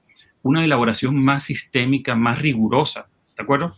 Que tenga eco no solamente en el contexto latinoamericano, sino en el contexto general, ¿de acuerdo? Entonces, yo siento que a ratos alguien publica una cosa por acá, pero desconocemos que también se está haciendo lo mismo en Chile, pero por acá, por Paraguay, hay alguien que... Y vamos a hablar de algo y no tenemos los antecedentes, el proceso. Entonces, yo creo que la IC ahí viene llevando a cabo un trabajo maravilloso y en la medida en que se siga fortaleciendo la publicación, las publicaciones de América Latina, yo creo que van a ser espacios para que se pueda avanzar de manera más rigurosa y sistemática ese proceso y saber que cada nuevo texto es una contribución que avance el pensamiento. Y quiero cerrar con esta idea. Hay que revisar los currículos de teoría en América Latina y ese trabajo que está haciendo Alejandro Navia promete mucho y va a ser interesante, pero mi apuesta es que en buena medida cuando se estudia teoría occidental. Y estamos revisando estas teorías que citamos ahorita, agenda setting, framing, análisis del cultivo, usos y gratificaciones, pero ¿qué tanto se está visibilizando el pensamiento comunicacional latinoamericano? Realmente en Chile, México, Uruguay, Brasil, estamos viendo pensamiento comunicacional latinoamericano en las teorías. Se está poniendo a conversar nuestros grandes aportes de todos los investigadores que han hecho con lo que se viene haciendo por fuera del contexto latinoamericano. Yo creo que ahí hay todo un ejercicio de investigación muy importante, porque en últimas, si no es así, en últimas estamos reproduciendo lo que estamos criticando. Si nuestras escuelas de comunicación en América Latina están hablando de un saber, pero que no es el saber propio. Entonces, ¿de qué forma podemos hacer más visible? Yo creo que ahí el grupo de teoría de ALAIC, ¿cómo podría de pronto visibilizar, hacer más presencia, inclusive presionar si es necesario, para que esos autores, esos pensadores y esos constructos de nuestra realidad permeen los currículos de todas las universidades en América Latina? Ya eso sería una ganancia extraordinaria si apuntáramos a trabajar en ese sentido. Había puesto Ana Cristina como la búsqueda del lugar, ¿no? Del lugar del pensamiento comunicacional de América Latina en el mundo. Y creo que aquí podríamos un poco hilar con esa propuesta que tú hiciste al principio, Ana Cristina. Es realmente un panel de una intensidad y una densidad enorme. Hilar, yo no sé si lograríamos, pero hay algunos puntos que los compañeros y compañeras estaban mencionando y también en el chat, algunos comentarios creo que vale la pena intentar juntar, porque se habla de construir teorías intermedias, se habla de teorías de rango medio, se habla de interpretar el mundo, de no perder el contacto con las realidades, pero a la vez visibilizar. Yo creo que cuando yo escucho todos estos elementos y sobre todo cuando escucho a la gente preguntando cómo hacerlo, lo que me viene un poco la idea es una palabra que dijo Eloína, que creo que estuvo muy presente durante mucho tiempo en la Escuela Latinoamericana de Comunicación, que es la utopía. En el sentido de decir que, bueno, algunos decían, bueno, a veces usamos teorías que vienen del occidente, y yo creo que no es el hecho de negar que se use. El libro ese que hizo Alain Kiekre es un buen ejemplo de que el diálogo es posible y puede traer buenos resultados, pero es mirar y dialogar con esas teorías que vienen de otros lados a partir de lo que César decía, de una permanente mirada crítica y de una permanente mirada desde la realidad de Latinoamérica. O sea, el diálogo no puede ser jamás una sumisión.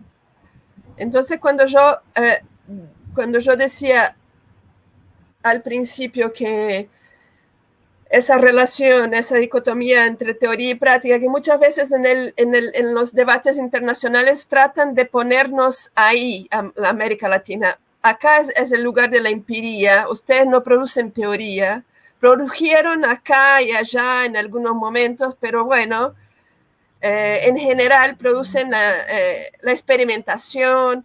Yo creo que nos cabe a nosotros justo hacer ese ejercicio de dar ese paso y mostrar que hay una teoría intermedia, hay una teoría que es justo la teoría diversa, que justo no hay que buscar la totalidad, que justo que lo que estamos haciendo realmente no es lo que nos están diciendo. Ustedes no hacen teoría, tal vez porque no queremos hacer una teoría totalizante, porque no es ese el camino. Es una teoría que responde a determinadas situaciones porque está vinculada a un contexto. Pero eso exige un ejercicio de lo que Jesús decía, de visibilizar la fuerza de esa teoría también. No ponerle y tratar de mostrar que la teoría esa que se muestra como total tiene también sus debilidades, porque justo no se aplica en América Latina, no se aplica en África probablemente, o sea, es también parcial. O sea, yo creo que es ese esfuerzo de que todo lo que hacemos se dé el paso de la teoría, se dé el paso de pensar, de construir alguna categoría, de construir, en eso del utópico. Yo creo que la utopía que está presente en la historia de nuestra escuela de pensamiento es justo lo de creer que hay otras formas de ver, de pensar, de analizar, y que estas formas tienen que ser visibles y tienen que ser inscritas en el debate. Yo creo que eso no podemos dejar de hacerlo nunca. Y yo creo que eso es por eso digo que esta escuela tiene que ir más allá de mejorar la investigación que cada uno está haciendo, pero tratar de ver qué ese conjunto de reflexión puede significar en términos de nuevas categorías, de nuevas perspectivas, de nuevas miradas o actualización de miradas que ya teníamos. Hay que un poco tratar de ver cómo fortalecer el conjunto a partir del fortalecimiento de cada uno. Yo creo que eso es lo que me parece el cómo hacer, que yo trataría de, no sé, en la provocación de proponer.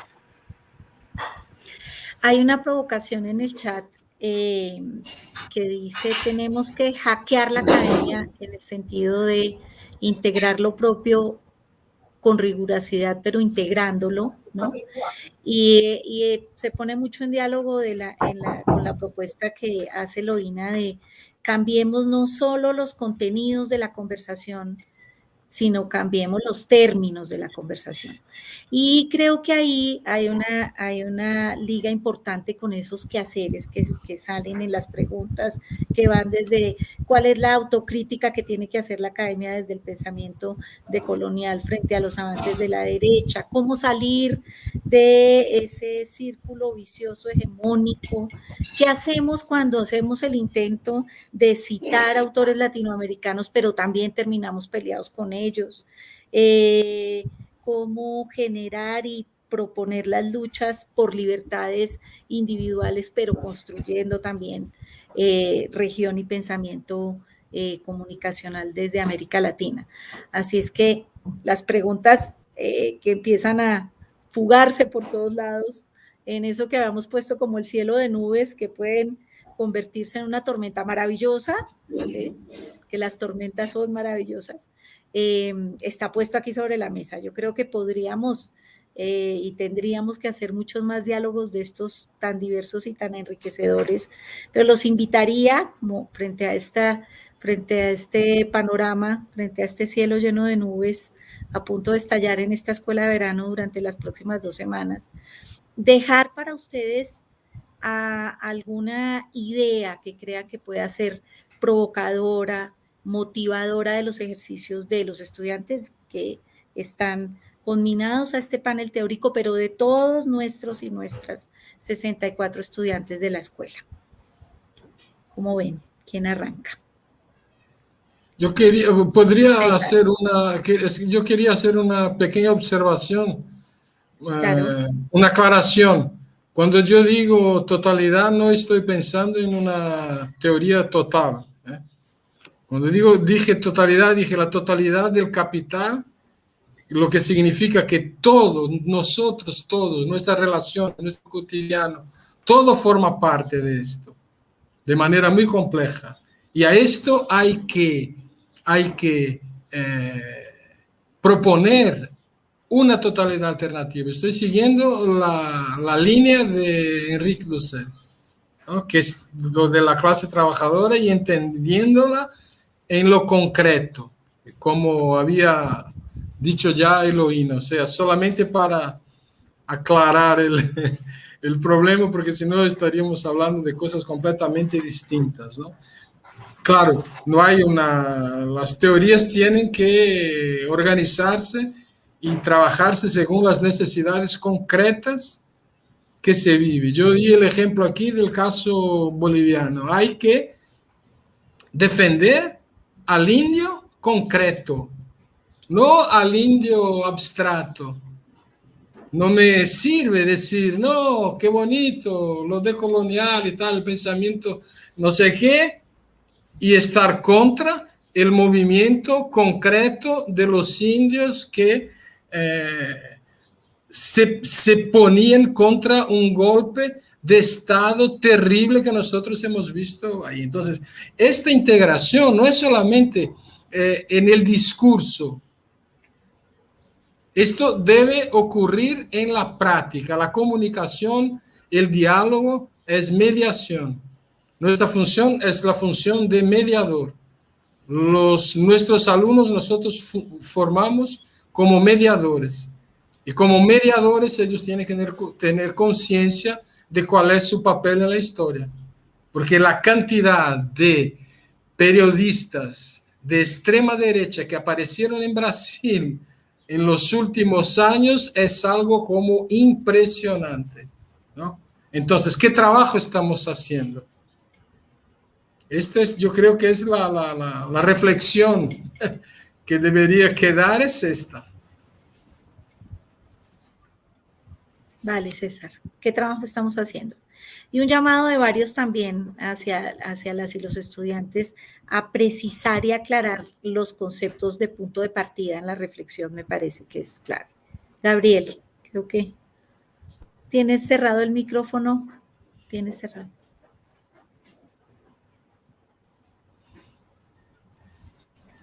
Iba a decir que me gusta el espíritu guerrero de César. En ese sentido, una primera sugerencia es peleémonos teóricamente. No le huyamos a la pelea, ¿no? Esa es una primera. Una segunda, miremos cada una de las tesis muy particulares con mirada general. Un consejo que suelo dar a los estudiantes de maestría y doctorado con los que trabajo es, está bien, tu tesis es sobre un caso, casi todas las tesis son sobre casos, pero es un caso de qué, de qué cosa, un caso que se inscribe en qué totalidad, y ahí voy a lo de César. Hay totalidades que vale la pena mirar, y ahí viene la teoría, justamente, para eso sirve. Trabajar sobre casos es muy útil para construir teoría, pero construyamos teoría, ¿sí? Hagamos esos esfuerzos, peleándonos. Está bueno, es necesario, creo que abandonamos mucho tiempo algunas peleas y dijimos, bueno, ya listo, ya se sabe cómo son las cosas. No se sabe tanto, ¿no? Y la tercera es, la escuela también es un buen espacio para organizar esa rebelión académica que hace tanto falta y que de alguna manera Jesús sugería, ¿no? Incluyendo una cantidad de aspectos, las revistas, por ejemplo, pero no solo, ¿no? Hay un montón de cosas por ahí. Pero hagámoslo con inteligencia, ¿no? Si el inglés es todo un problema, yo he dado la batalla en IAMCR y la perdí con mucho éxito, pero fue bien interesante porque cuando reclamábamos por otras lenguas y, por ejemplo, que el español y el francés volvieran a estar con el mismo protagonismo que el inglés, los chinos dijeron, no, inglés, porque si no nos entendemos. Y los africanos muchas veces también. O sea, hay un problema de la lengua franca. El asunto es, aceptando que si el esperanto no funcionó, el inglés tendrá que servir de lengua franca, no dejemos de dar la pelea. Y la pelea incluye cosas como estos índices, donde las cosas miden como miden. A mí me llamó la atención alguna de las cosas que mostró Jesús, porque no coinciden en algunos casos con lo que uno ve en muchas tesis como las que en la escuela de verano llegan, ¿no? Ni apareció Jesús Martín Barbero citado, ¿no? Pero todos lo citan. No sé si lo citamos bien o no, y no sé si hacemos siempre bien en citarlo, pero en todo caso que no aparezca es porque son ciertos índices, ciertos rankings de los cuales parece que nos esclavizamos. Bueno, no nos gustan, o construyamos otro, o no construyamos ninguno y propongamos otra lógica que no sea la de los rankings. Me parece que ahí hay toda una pelea académica que tenemos que dar y que está difícil porque los corsés de los sistemas de medición son estos, pero son también cómo consiguen sus bolsas los doctorandos, ¿no? Son las mismas reglas o más o menos parecidas que están jugando en los niveles locales, nacionales, todas las evaluaciones de las universidades, las evaluaciones de los posgrados, las evaluaciones de cada persona, para ver si se mantiene o no dentro de un sistema académico, y eso está produciendo una cantidad de desastres. Y termino. Preguntémonos si algunas veces no produjo algún desastrito en las tesis. En una buena, lo digo, ¿no? Si no nos empujó a construir ciertas tesis porque era más fácil conseguir la bolsa, la beca, en fin, ¿no? Hagámonos también la pregunta. Por ahí dejaría hoy para que esto siga y va a estar lindísimo las semanas que vienen. Gracias, Gabriel.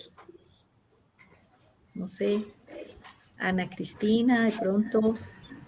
Sí, bueno, vamos. Yo creo que yo también apuntaría a 3 cosas como provocación. Y una viene mucho, yo pensé que Gabriel iba a robarme la propuesta, pero está cercana, pero no es exactamente, que es no dejar de preguntar.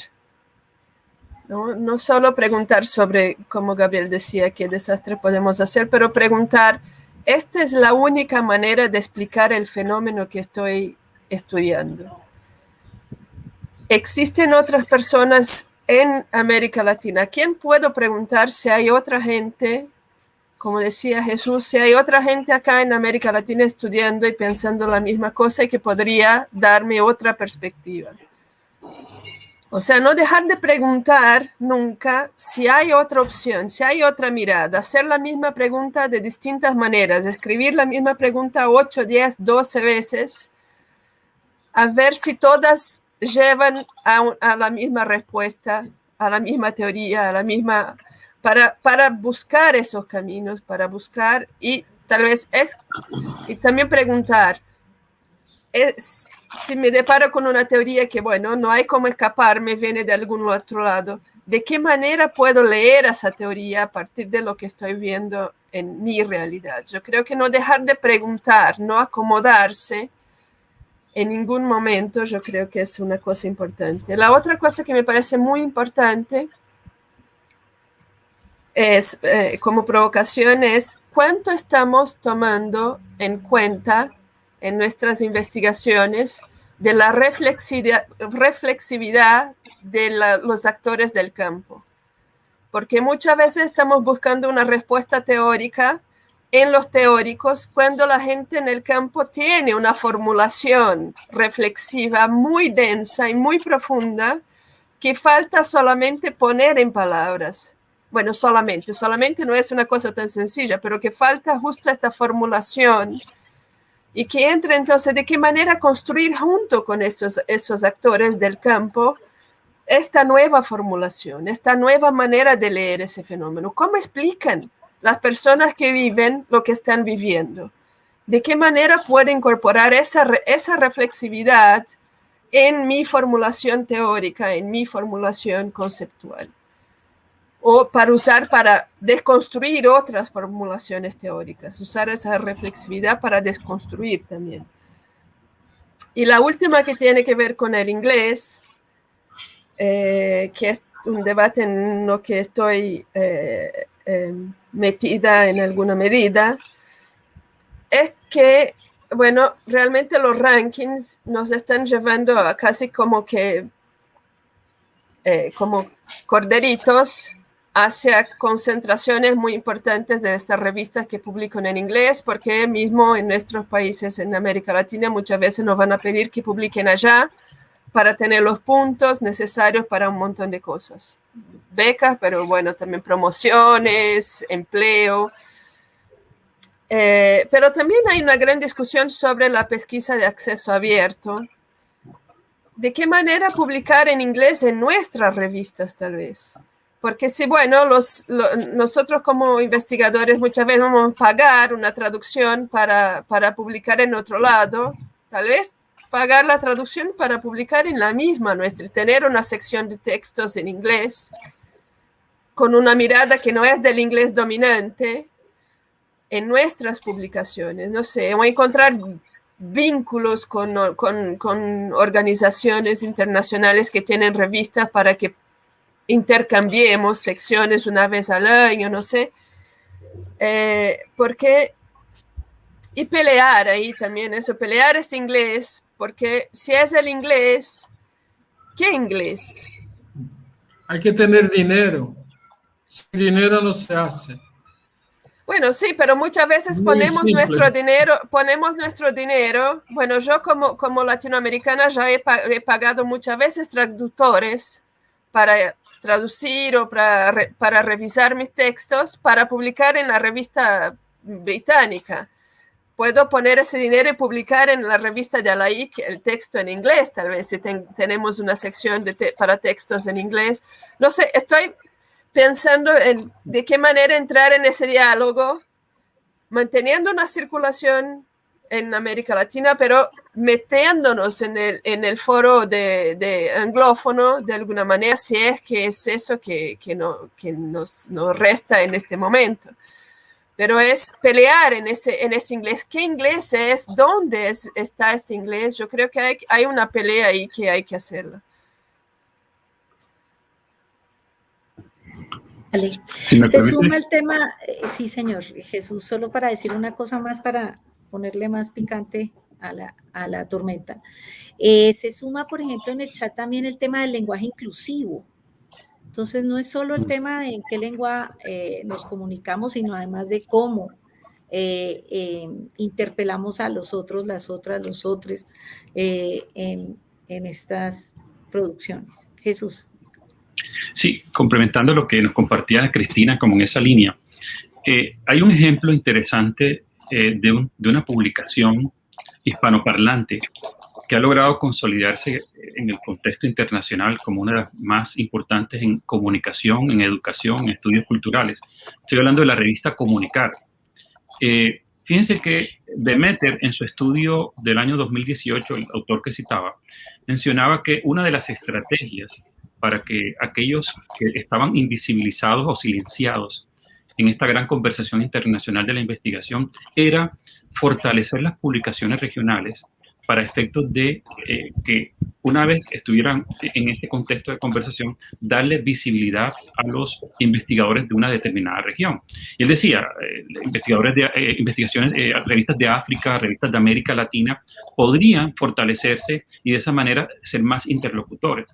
Y en el caso de Comunicar, citaba que la revista ha publicado 330 autores de España y solo 29 de Estados Unidos. Es decir, se ha convertido en la publicación, si se quiere, del área de la comunicación tercera cuando hacen estos famosos rankings.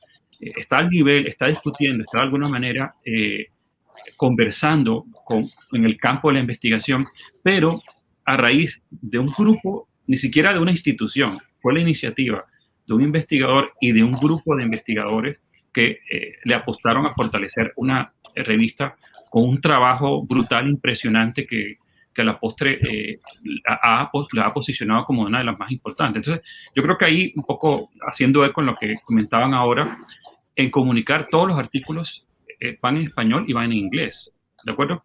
Y permite que los temas que se estén discutiendo tengan cabida en otros procesos. Cierro con dos ideas como esto que decíamos retador.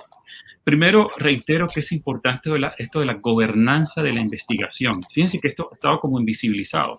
Siempre nos muestran los rankings, nos muestran los puntos. Pero ¿qué hay detrás? ¿Qué hay debajo del iceberg?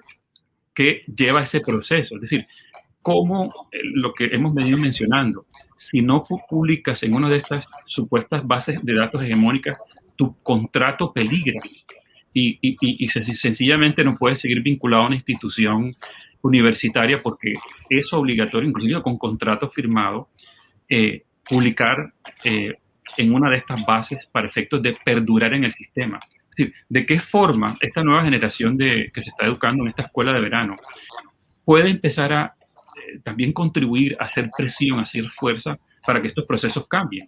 ¿Quién dijo que estos son los únicos indicadores universales para decir que hay calidad investigativa cuando se produce desde cualquier contexto del mundo? Entonces yo creo que hay que generar una reflexión muy importante de la gobernanza, de lo que está detrás, ¿verdad? Y fíjense que América Latina es una de las únicas regiones del mundo donde todas las publicaciones, por ejemplo, en el campo de la comunicación, son open access, versus otras regiones en donde si uno quisiera leer hay que comprar pagando 35 euros, 45 dólares un artículo, que eso ya vuelve prohibitivo el conocer y el estar a día con los procesos que se están llevando a cabo. Y cierro con esta idea del hibridismo teórico, ¿verdad? Que también somos, digamos, esa región del mundo en donde se mezclan este crisol de cultura europea, africana, indígena propia, y cómo desde esa triple influencia y muchas otras que han llegado, podemos precisamente producir ese conocimiento original, autóctono, propio, ¿verdad? Que no necesariamente está imitando, sino que está mostrando la esencia de esa particularidad. Entonces yo creo que rescato esa idea y creo que en este ejercicio es esa invitación a estas nuevas generaciones que se están formando, cómo hacemos más visible esa voz desde esa hibridación que nos permite nuestra propia cultura. Hacernos parte de la lucha. Eloína. Sandra, yo tengo que salir. Bueno. Ya. César, sí, estamos ya bordeando las 12. Muchísimas gracias.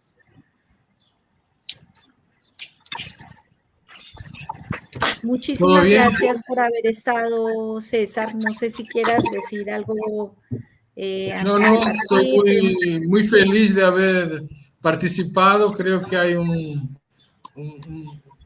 manancial de debate que necesitamos hacer y este fue un principio.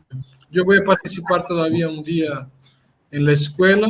Sí. Y bueno, muchas gracias a todos y lamentablemente tengo que salir porque vamos a presentar la revista dentro de 1 hora. Pues mucha suerte. Revista TIC, sí. Hoy tenemos la presentación de la revista ETIC, que es una revista que tiene más de 20 años y nos falta dinero. Es una revista buenísima, pero no podemos ingresar a los bancos de datos referencial porque el gobierno brasileño no nos da dinero. Chao, gracias. Muchas gracias, César. Buen día, buena semana. Eloína. Bueno, Los siguientes contenidos de Uninorteco te pueden interesar. No olvides suscribirte a nuestro canal.